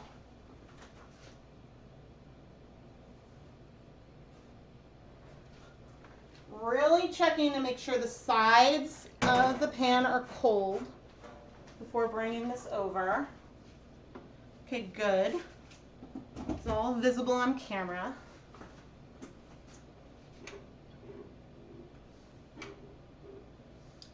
Now our dye bath is warm, and there's a little bit of color on the edges, which I'm just washing down.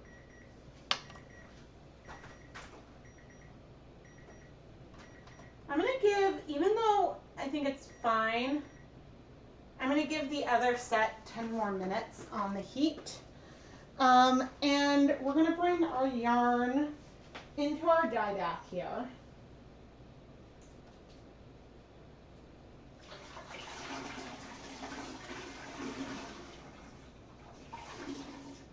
I'm trying to remove a lot of the pre-soaked water because I know we have so much water here in the pan.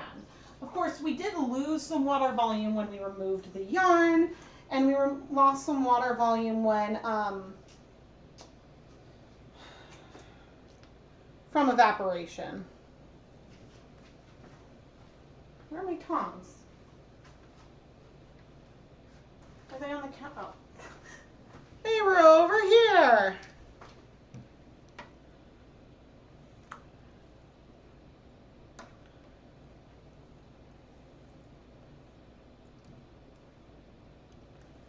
Okay.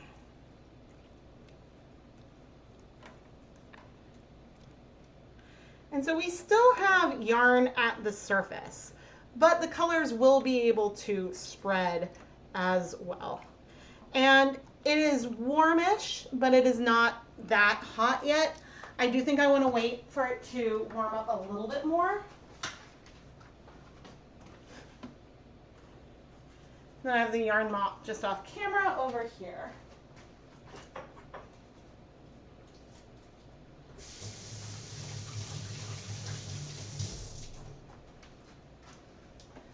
And so the plan this time will be to do speckles, and we will get some spread because we have enough water in here that the colors will spread through. But I'm going to speckle with the colors and then not move it for at least 10 minutes, and then we'll go from there. So that's going to be the plan for this dyeing now. Nope, not there. Hello. All right, but I think I'm going to go and take a quick break, and then I will be back so we can dye this yarn. So please stand.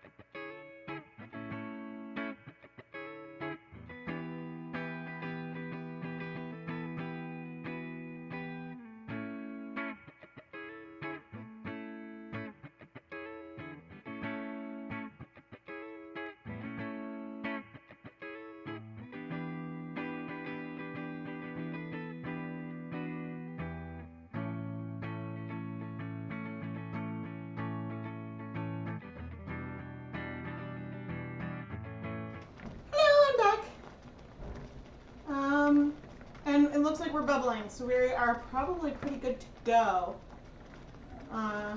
Yeah, so let's get started. I'm gonna go put on my mask again, so I'll sound more muffled. No! Wrong camera! Wrong camera! Oh, and I figured out why I shifted that over at some point. Now I can see. Nope, wrong one. There we go. That's better. Okay. It's nice starting with yarn that is already warm. Okay, I don't think I'm gonna try filming this one for a time lapse. So I'm gonna put the DSLR away so we don't have any accidents.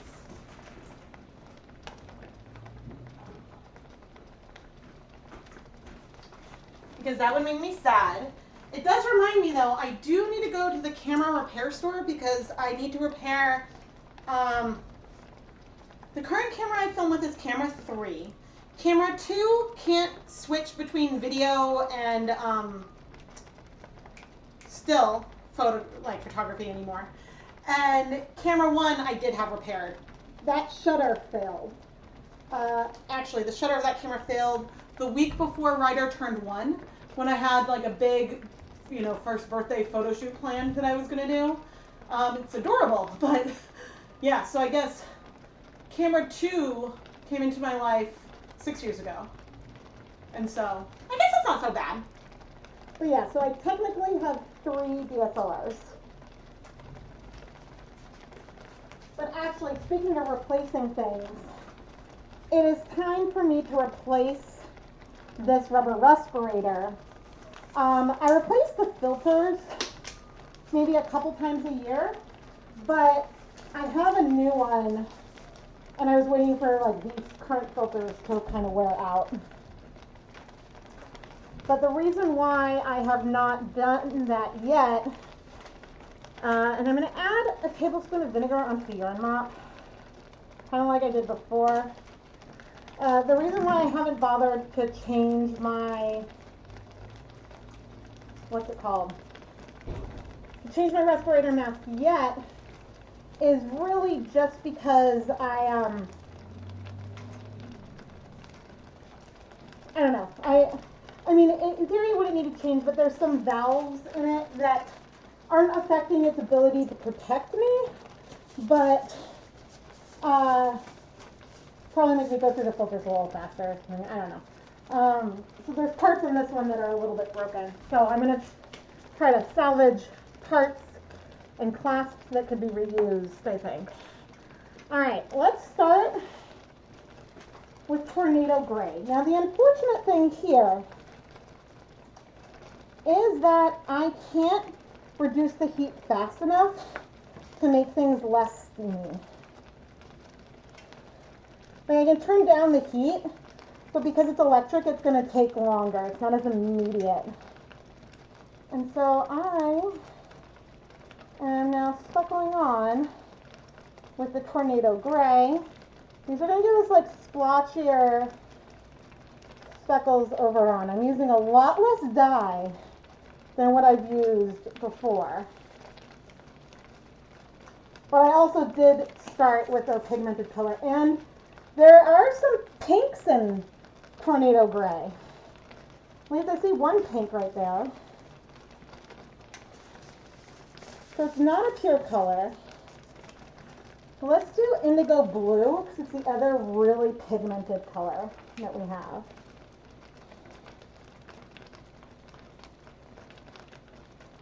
And I have never speckled with this one.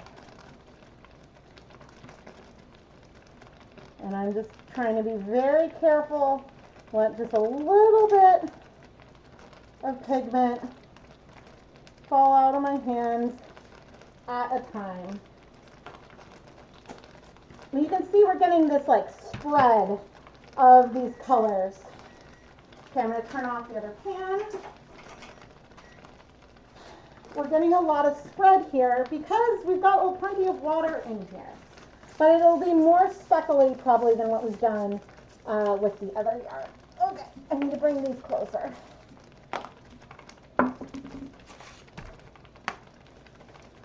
Let's do some silver gray. No. So the silver gray will give us more almost black speckles.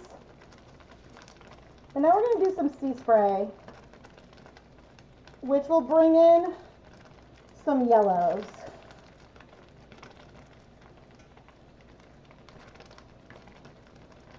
Because this one will break. It breaks with speckling. And so we're going to see more green than maybe we saw on some of the other colorways just because of what this color does.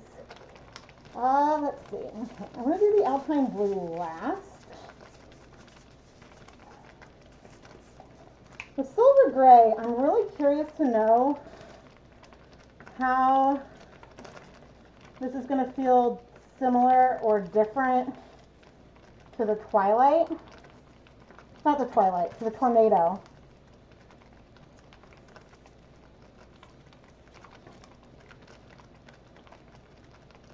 Yeah, it still doesn't feel as blue as the Tornado, but unlike before when we spread it out, it gets a little paler. Silver gray speckled does give us pretty much just black speckles. And Alpine blue speckled also is not going to give us as pale of a blue. And I'm going to this one a little bit more all over. We will have white and more pastel patches. But this one, compared to the others, is a little bit of a brighter blue. But pastel, it feels a little bit muted. So I'm mostly looking for places where they seem like they have a lot of white stretches. Trying to get a little bit on all of the different skeins. And just to overall be a little bit random about it. And so far, this yarn mop is actually, the two yarn mops will probably be quite different. One of them is quite soft. This one is not as soft because I think the colors are striking to it a little bit faster.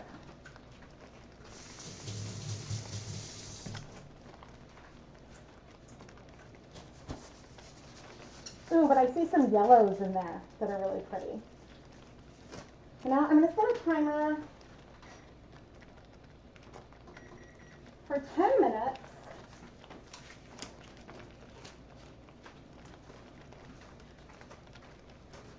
And this is not a hard or fast rule to wait 10 minutes before flipping. You could probably do 5. Sometimes you can even go right away. But waiting to move the yarn a little bit allows you to give those colors a chance to start striking to the yarn. Because if you move too soon, then you might get a little bit of speckle, but a lot of spread. And so waiting just kind of helps overall. Let's see. But yeah, feel free to let me know if you have any questions and leave them in the chat. I'm always happy to answer things as we're going. But yeah, this method will have a lot more overall like pastel color to it. But when I do immersion speckles like this, a lot of times you'll notice that the finished yarn isn't really going to have a white backdrop. It will probably in this one have some kind of blue or gray backdrop, just because as we flip the yarn, you'll see that there, even though we see all these speckles with white right here, once we flip, we'll see more of that pastel base.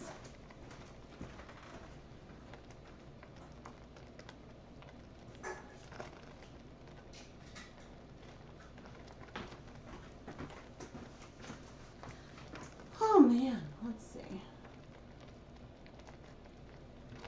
Hello. And you can see the nice little ring on my nose.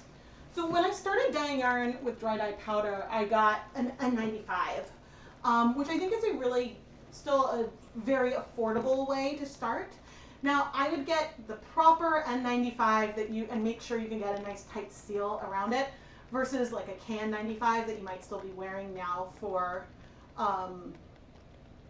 like flu reasons and whatnot.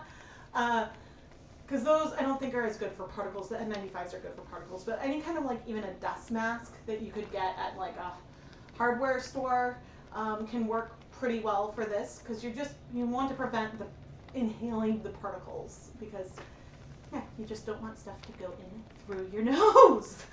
But while I have your attention, please make sure you're subscribed and turn on notifications so you don't miss any new videos. I post at least 2 times a week. And yeah, this week is even more because we have like the live stream, we had the new Dicot PS episode yesterday, and so you're less likely to miss a live stream if you have your notifications on, because in theory, YouTube should be letting people know once the live stream starts. And then also sometimes times change and things like that. Like originally, I had planned to do this stream on Wednesday, but then I changed it because I forgot that I had a meeting scheduled. Yeah, I had a meeting with my mother-in-law to talk about summer stuff. A lot of times just like talking about schedules and summer plans on email can be like hard. So I'm like, why don't you come over? Well, actually, I was like, why don't we like schedule a time to talk versus just, because otherwise it might just keep getting pushed back. And so she actually came over. And so we had like a little family meeting to talk about like, you know, camp and everything like that. You can't wear a full respirator because of your claustrophobia. So you go with the N95, yeah. The video needs more likes. Thank you. Thank you. Yeah, so I mean, it definitely makes sense to use like what you're most comfortable with, because like you know what you can handle and what you can't handle, and so that's also very important. I personally like the rubber one because I find it to be much more comfortable to wear than the N95s, and then also like it lasts longer. So that is for me personally, but I can just give my advice, and that's the best that I can do. What else has been going on? Yeah, we got lots of fun stuff coming up. Oh, what's tomorrow's video?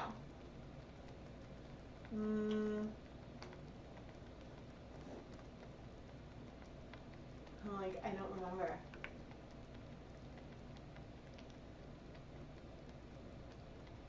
Oh, funny.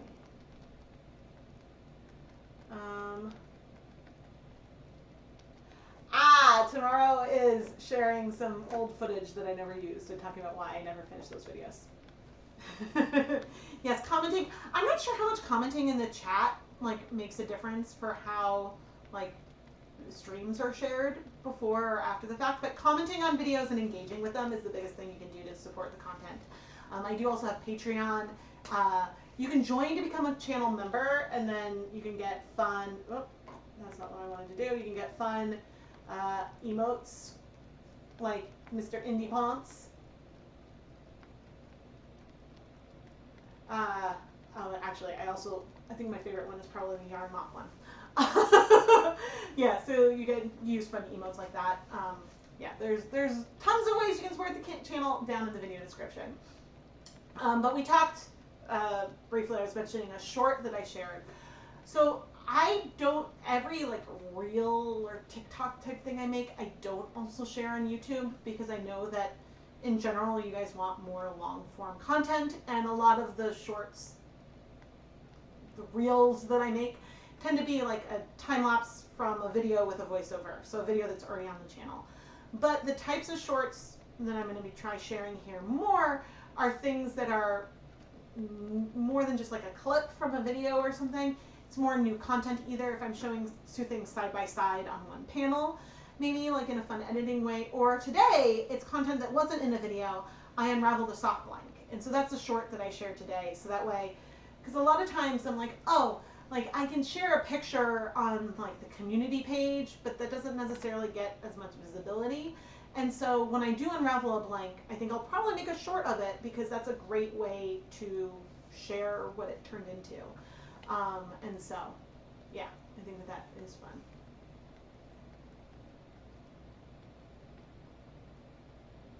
But yeah, it's definitely worth finding.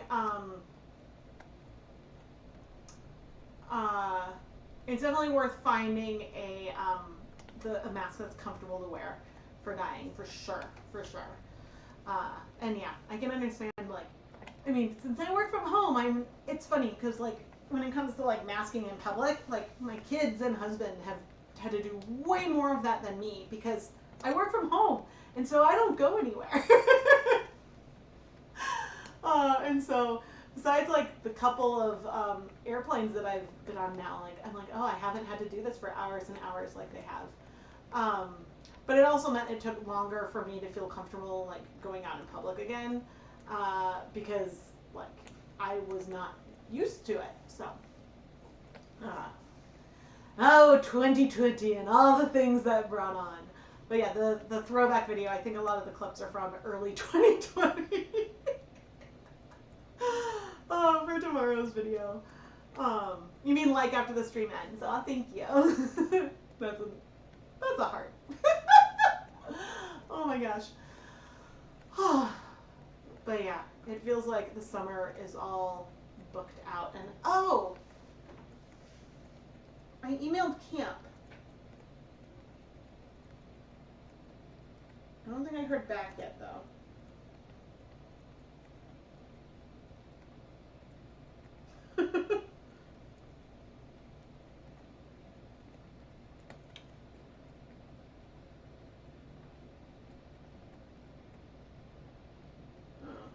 I don't know if that worked. We'll try again. We'll try again later.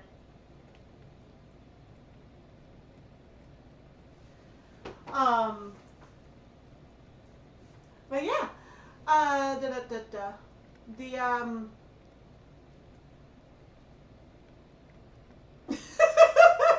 like, I need to press reset on my brain. I did remember to set the timer though. I can't see how much time is up there. But actually, let's look at the yarn because there's actually something to see. So it looks very much like it did when I first added the dye. It doesn't look like the dyes have spread out a lot, but I think we'll see the spread when we flip. And I think we're probably under a minute, but I can't really see the timer from here. Let's see, this kind of doesn't have much to do with dyeing, but what did you use to stick my Dharma poster colored squares on the top of my jars? Just packing tape. It's almost exactly the right width when I get them. And so, yeah, it's just I take like a few inches of the same packing tape I might use on boxes. I don't even know what the brand of it is. Here, I'll grab it. Nope, this camera. Okay. And I was right. I could kind of see that there were no minutes left. Okay, let me grab the...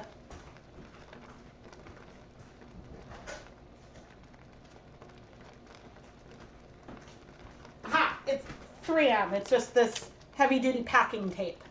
That's what I use to attach the labels. And Val's question is about these little labels that I have on the tops of my jars. So this is a Dharma poster that talks about, that just shows all the colors of acid dyes. And so I got a poster, cut out all the little squares and taped them onto the dye jars because it makes it easier to find the colors that way. I'm gonna mask back up. I'll mask up before I flip. My pleasure, my pleasure.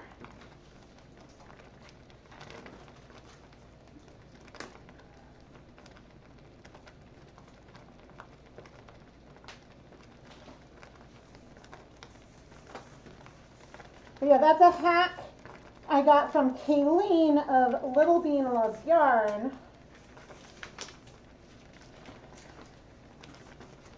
A few years ago.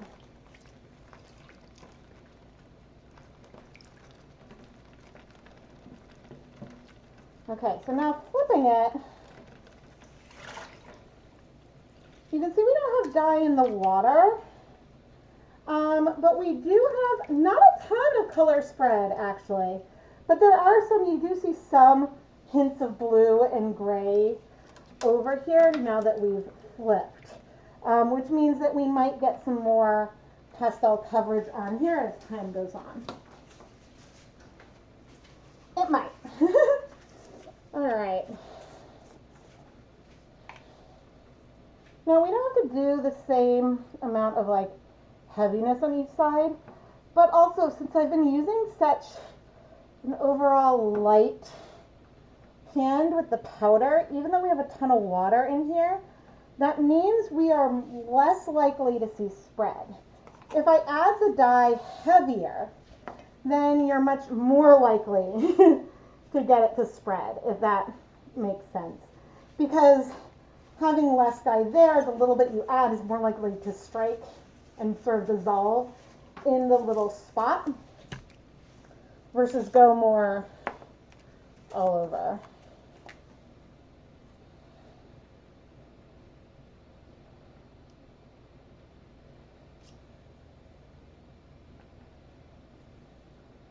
Now, the two things help with the randomness, and I'm going to add a little bit more sea spray. Two things help with the randomness when it comes to speckles, so you can get something that is less pooling overall. One is having the yarn scrunched in the pan, because that means that the same color won't be all the way across.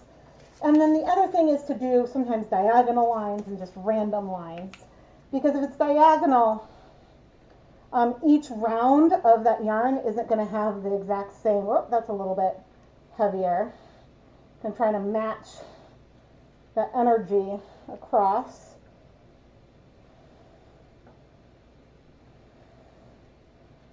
Adding a fair amount of this time. I like the indigo because it's less bright. The alpine blue is a little bit brighter when it comes to the speckles. Okay, we're going to do some silver gray.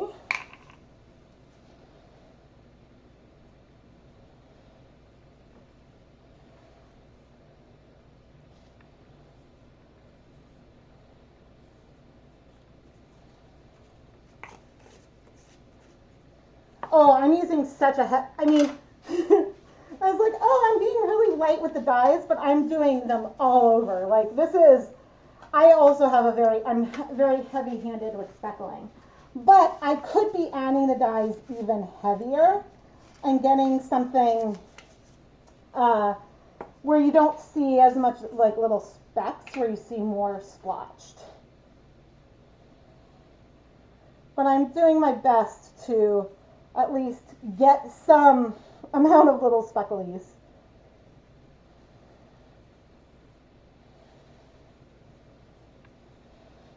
But again, since the yarn is scrunched, there will be more like gaps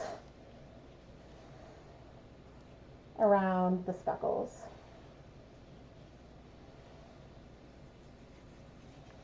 Okay.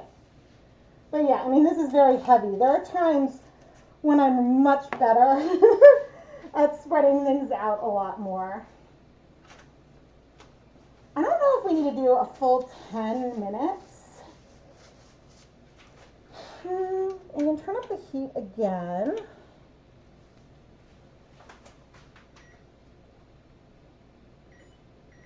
Let's do 6. Let's do 6 minutes. Okay. We'll take off the mask. Let me see. Your niece and nephew dyed yarn for their hats. And he spilled her orange sprinkles all over the sections. It's really heavy orange and medium on the others. But that does sound fun. My kids have both outgrown the hats that they dyed. The hats made with yarn that they dyed. Okay, I'm now off camera.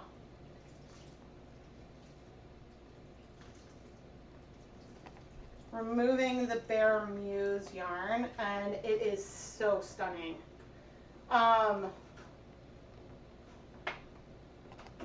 I'll bring over one skein to show. It is so, so, so, so pretty. I love this yarn, and I love dyeing this yarn. It just does not sell very well. And so therefore it's a reason why I haven't used it nearly as much. And part of that is it's more expensive than the other bases, and it has less yardage. what, I think it has like 119 yards per 100 grams. And so that's why I've dyed 400 grams of it, because to make a hat out of this, you would probably need 200 grams. I mean, I'll admit, I'm tempted to keep some of these for Lucas. I think he would really like it. Although I think he needs a thicker yarn than a single ply yarn. Because I think, and the reason why I'm saying that is I think that he needs something with more plies because he's so heavy on his garments. But it is very, very pretty. Ryder, of course, wants to keep every yarn he's ever used, and so I've had to destash some of it with his permission. Thank you. When my kids dye yarn, then they either get, if it's something we're going to add, if it's something at home, that's fine, but then sometimes they earn books or sometimes Legos or sometimes their secret, I mean, it's not that secret, but their little savings accounts that they don't know exists because then they would spend it. Oh man. I'm so excited. I love playing with blues and grays so much. And I am so happy though to have the sea spray in there as well. I think that adds just a little bit more interest to it, a little bit more of a dimension. And so that's making me really, really happy. And I'm just like pacing around. He made some nice hats with the twill. One skein was enough to complete a hat. Oh, good. Although I tend to make my hats pretty dense. And so that's what I don't know. Because yeah, I tend to knit hats like at a really, really tight gauge, which then uses more yarn. Like I think I used worsted weight yarn on like, did I use like size 3s or something? I go really small. And maybe it's because I also tend to knit loose anyway. But usually with most yarn, I would say 100 grams is more than enough for a hat. And like I used the first yarn Lucas ever dyed, which was I think the yarn from Easter egg dye tablets that I didn't have enough acid in it. I made it into a hat for Keith, which now Ryder stole and is wearing because he's outgrown his other hats. And Keith wasn't wearing this one much anyway. But I did that one with like a really long, wide brim. So that way, like, we've learned my head is much smaller than Keith's, so I can't model on myself. Oh, Indy, just wait. But that one, like, usually a worsted weight hat is 100 grams of yarn is plenty. But yeah, I'm unsure about these ones.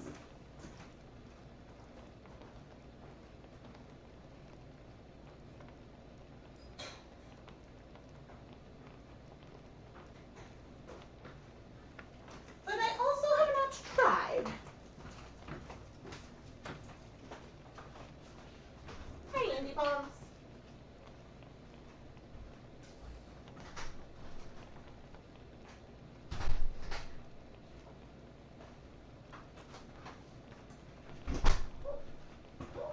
But yeah, Ryder really wanted to dye yarn for his birthday, but then we never ended up doing that. So I think because I was tired on the weekend. I don't know about any of you, but like my kids' birthdays stress me out, and not in like a bad way or anything, but in like a, oh my gosh, there's just so much that goes into getting ready for it that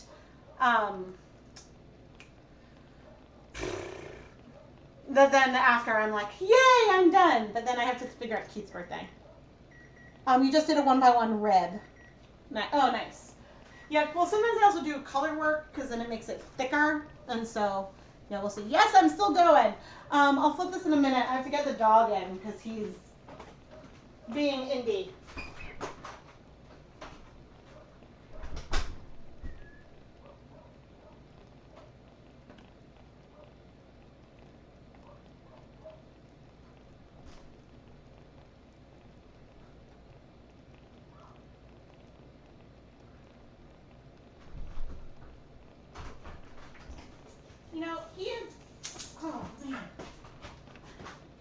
Indy, I love you, but you don't need to protect me from every person in the universe.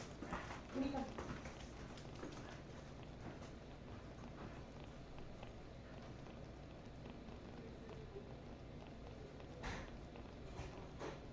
All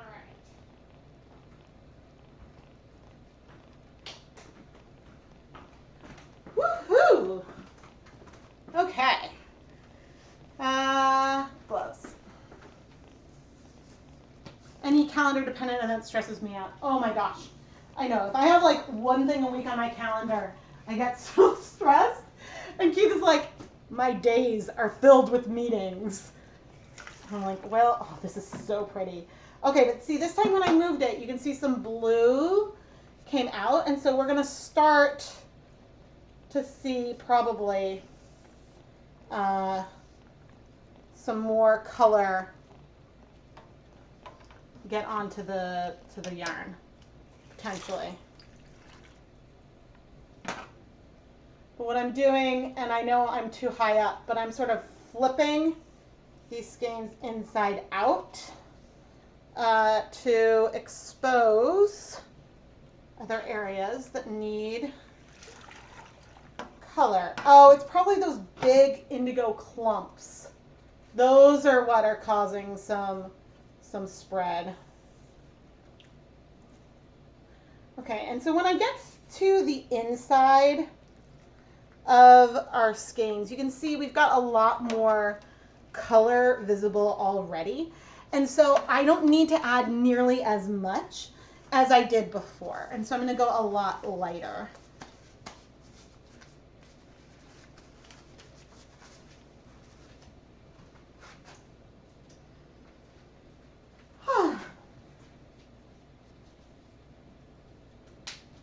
Okay, so I think the colors, I'm going to do a little bit of some sea spray. And I think this time, no, I'm keeping it so light that we can do 2 little passes there.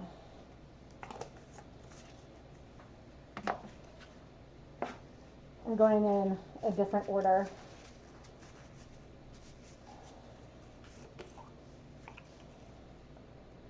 And I'm getting so quiet.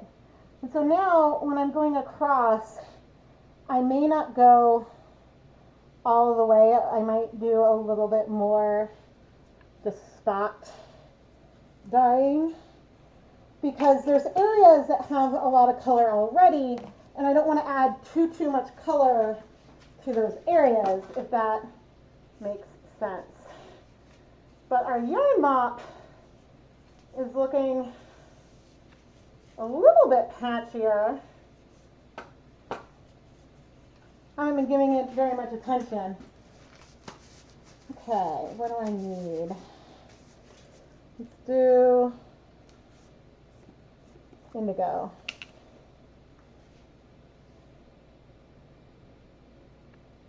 So I'd say the indigo blue is a tiny bit chunkier than, say, alpine.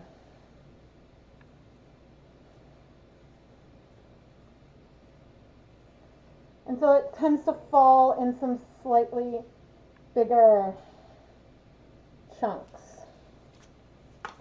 The alpine dye is a little bit finer. Now, I do know now that Dharma does not mix their own acid dyes in-house. Those are mixed off-site. And so my guess is that, I mean, I didn't ask about this directly, but my guess is that when they end up with a muck dye, it's one that arrived and didn't quite fit the color. I wish that they would have muck acid dyes more often, because that would be super fun. Okay, silver gray.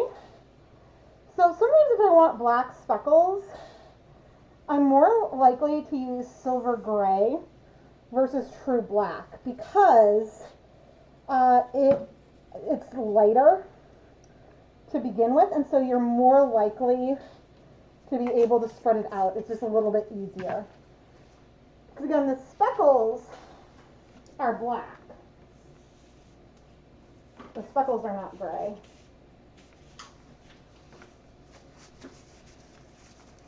Okay, and then finally we've got our Alpine blue. And so some of the speckles, it's a little easier to get them a little bit chunkier. When a dye is super fine and the texture, then it just becomes a tiny bit harder to speckle with. But it's not a problem. And my fingers, I think, are a little bit damp, which is actually helping it be a little chunkier. But it's just, when you add a little bit, it falls like, not quite like powdered sugar, but a little bit more like powdered sugar. Then you get, there's just a little bit more spread of the color. And so it therefore behaves differently. Let's see.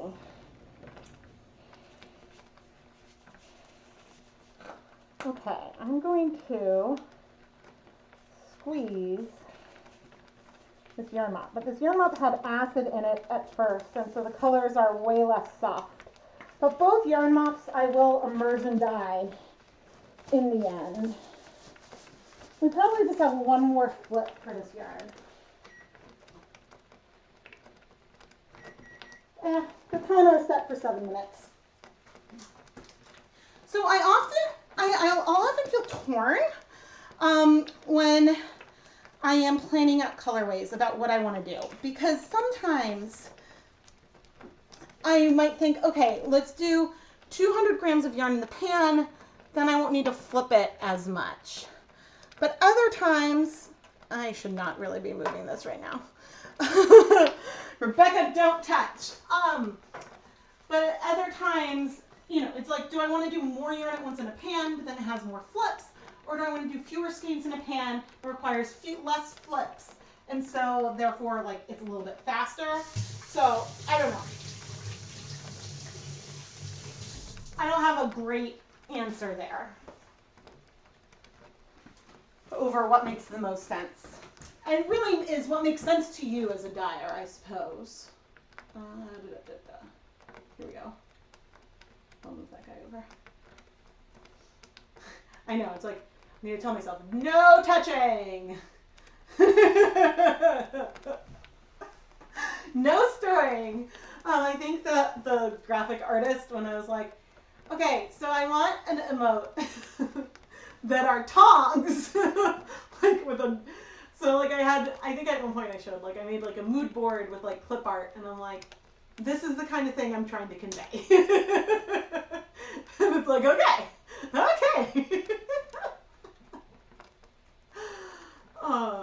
But yeah, the artist did a really, really great job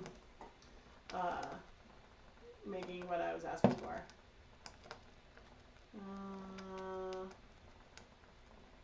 Cool. Great. Oh, I can't apply this.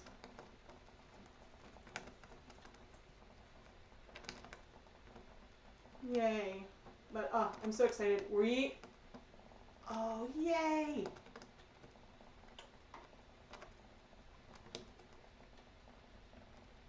Oh, we just got photos from our friend's wedding. I was like, ooh, ooh. And it was cute. And also, I'm excited because there are basically no pictures of me otherwise, because Keith didn't really take any. He took some of the kids. So I'm like, I'm starting to look and I'm like, my dress was so cool. And I'm like, I have no pictures. None. Oh, Emperor's New Groove, no touchy. I love Emperor's New Groove. I showed it to the kids, and at first they were unsure. By the end, they were laughing a lot. But at first they were like, okay, Mom, why is this funny? And I'm like, listen, children, you must understand. And it's like the whole thing is tongue-in-cheek. Ooh, good. Juliet asks, what are the pros and cons of a countertop burner versus the restaurant buffet heaters that hold stainless pans? They have buffet warmers, and you're wondering if you should switch. There are, I think, a lot of people that use the buffet warmers. And so these catering pans that I use are like steam pans. And really, typically they would go inside a water table or a catering burner that holds water, and you put the pan in there, and so then the water is warm and it keeps everything in the pan warm. The downside of those is that those are meant for keeping food warm versus cooking the food, right? And so therefore they don't always get very hot. And so, yeah, I mean, I haven't tried one personally, but other dyers that have used them have been like, they take so long to heat up. And so then that can cause problems. But on a plus side, you can end up with like a double boiler situation, because if you have the water around the pan, you can probably have a little bit less water in the pan because you're less likely to burn your yarn, probably. And so if things can get hot enough that way, then like that's the way to do things. I think more dyers I'm seeing these days use steam cabinets, or like proofing cabinets that are used for bread. And so they'll do that probably under ultimately lower heat than what you might use on a stovetop, but for a much longer period of time. And then you can heat a lot of yarn all at once that way. And so, yeah, I mean, I have no idea if they just like speckle cold and then put the yarn in, or what, if they're using hot water when they're doing the speckling and then finishing the setting over there. I don't know. Because like, you know, this whole process takes a while, right? So yeah, I just don't know. So I haven't tried any of the buffet warmers before. Someday when we upgrade the stove, if we move to like an induction stove, then I'm gonna have to like think about what I'm gonna do. But this burner, I used to have another burner, and I think Keith got it for me so that way I could use it outside. Or I would use it sometimes for streaming. So I like the portable electric one because I then didn't, I used to set up 2 cameras, one on the counter, one on the stove, and then there would be cables that I'd have to step over and stuff, and it was just a lot harder for the computer and harder overall for many reasons. And so therefore I've been doing a lot more just on the counter. But there will be streams where I'll have multiple cameras all over the kitchen again. But I also got these to do things outside when like I didn't want to like boil rhubarb leaves inside the house and things like that.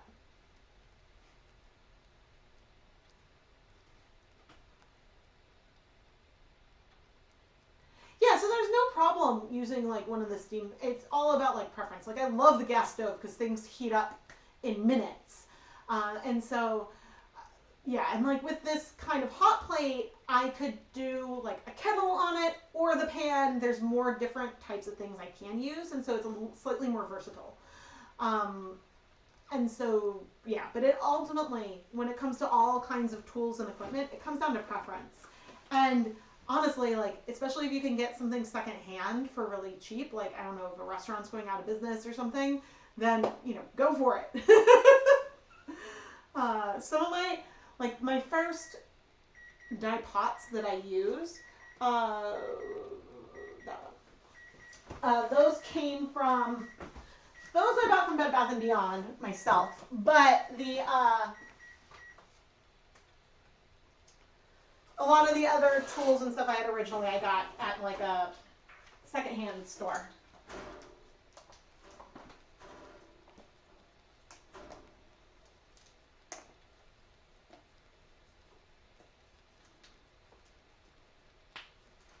But yeah, I think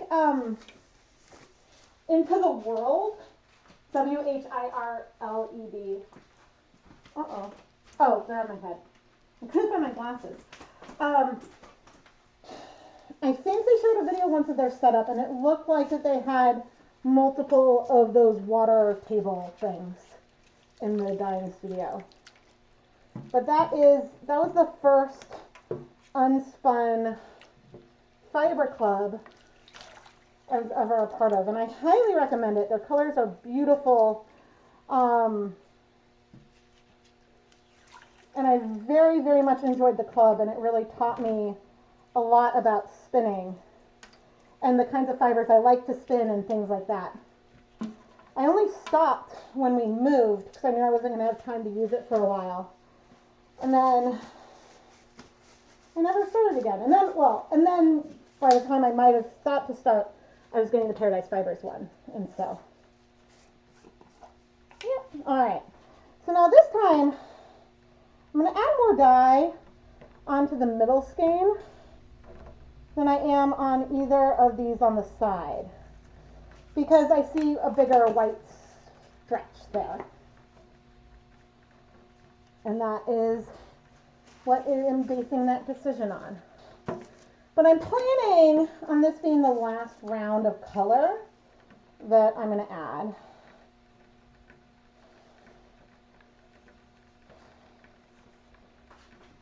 Sometimes I might do a check again, and in that check I might discover, oh no, like I wish I had X, Y, or Z. But I think that if you see this, you can see we've got good coverage. And I forget who suggested that we do a pale blue with speckles on top. See the way we've been getting the spread? Like overall, we pretty much have a pale blue and gray with speckles on top because of the way this overall technique has worked.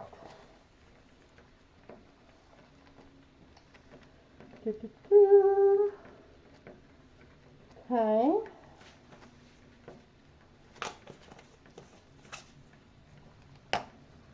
I always do my best to put the lids back on when I'm dyeing, because I don't want to like drop anything or knock something over and have a spill. Like, that would be not fun at all. Oh.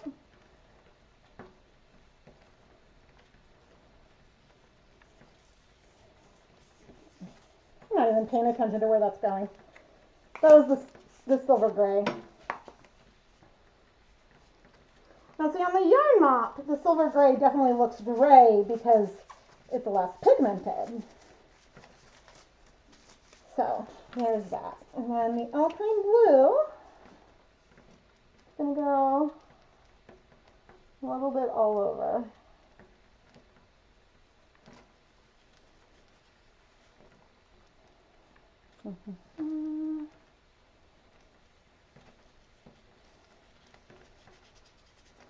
And I think I'm probably pretty satisfied with this now.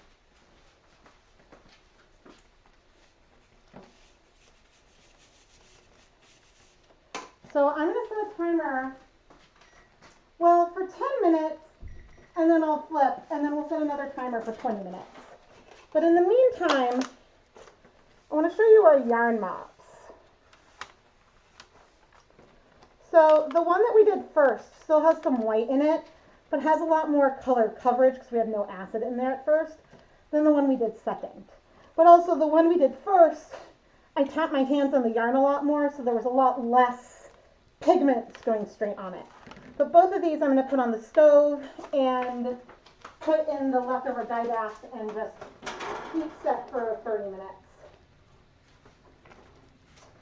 And I am not, maybe a hint of color is spreading, but not much. The dye bath there is just warm, it's not hot. I need to turn it on.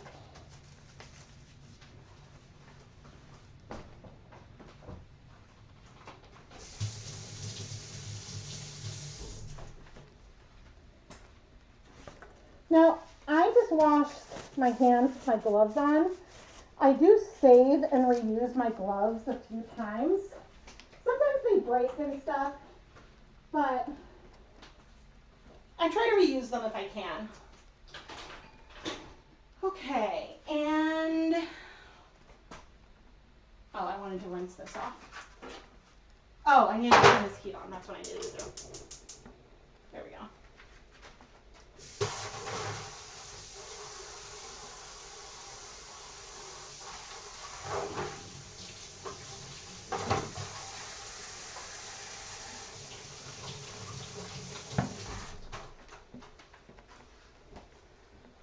But there we go.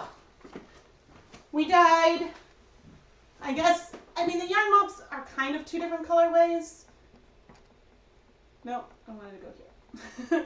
The yarn mops are almost two different colorways, but really I'll call it one. So we had 4 different colorways inspired by our whale friend, who I'm going to make a lot bigger. And so yeah, I would like, maybe not that big.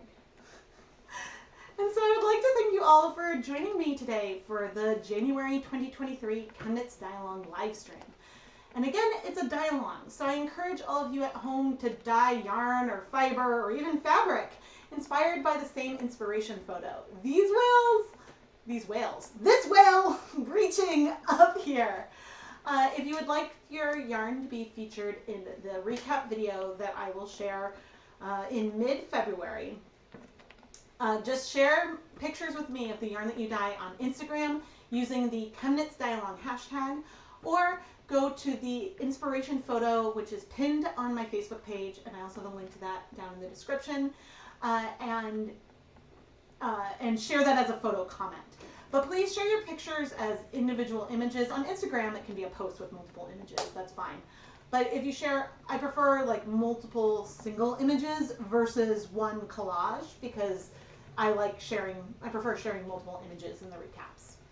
But yeah, it's a lot of fun. And I think it's fun to see, like, even if you were to use the exact same dyes as me and do the exact same technique as me and the same yarn base, you might come up with something completely different. And so I love just seeing how many different brains look at a picture and create different kinds of things. And then also, I've talked about the mystery Valentine's Day yarn a few times, and so I'm putting a link to that in the chat again. And if you're watching the replay, there is a link to that in the video description, and I will also likely pin that on a comment on this video once it becomes a video on demand. But yeah, so that's, I guess, the main things that are going on here in ChemKnits land. And, you know, subscribe, give the video a thumbs up. I really enjoy streaming, and I'm hoping, well, this is definitely not the last live stream for January, and I'm hoping it's also not the last yarn dyeing live stream in January. And I've given the ChemKnits patrons over on Patreon a little hint about what's on my mind and what I might try to do before the month ends. So, oh my gosh, I'm like turning into evil Rebecca. No, I'm just excited and hoping to stream a lot more. I really enjoy it. And conceivably also at some point I'll do a live stream again where I'm filming multiple episodes of Dye Pot Weekly, similar to what I do for ChemKnits patrons. Once a month on Patreon for the levels that start at $5 a month, I will do a behind the scenes live stream while filming an episode of Dye Pot Weekly, and so you get to see like the unedited version of what I'm doing, and then later like the video comes out with the edited version, but you get, it's like a sneak peek, and it's fun, and then also I can chat while I'm doing it. So anyway, I am Rebecca from ChemKnits, and thank you so much for watching. Bye!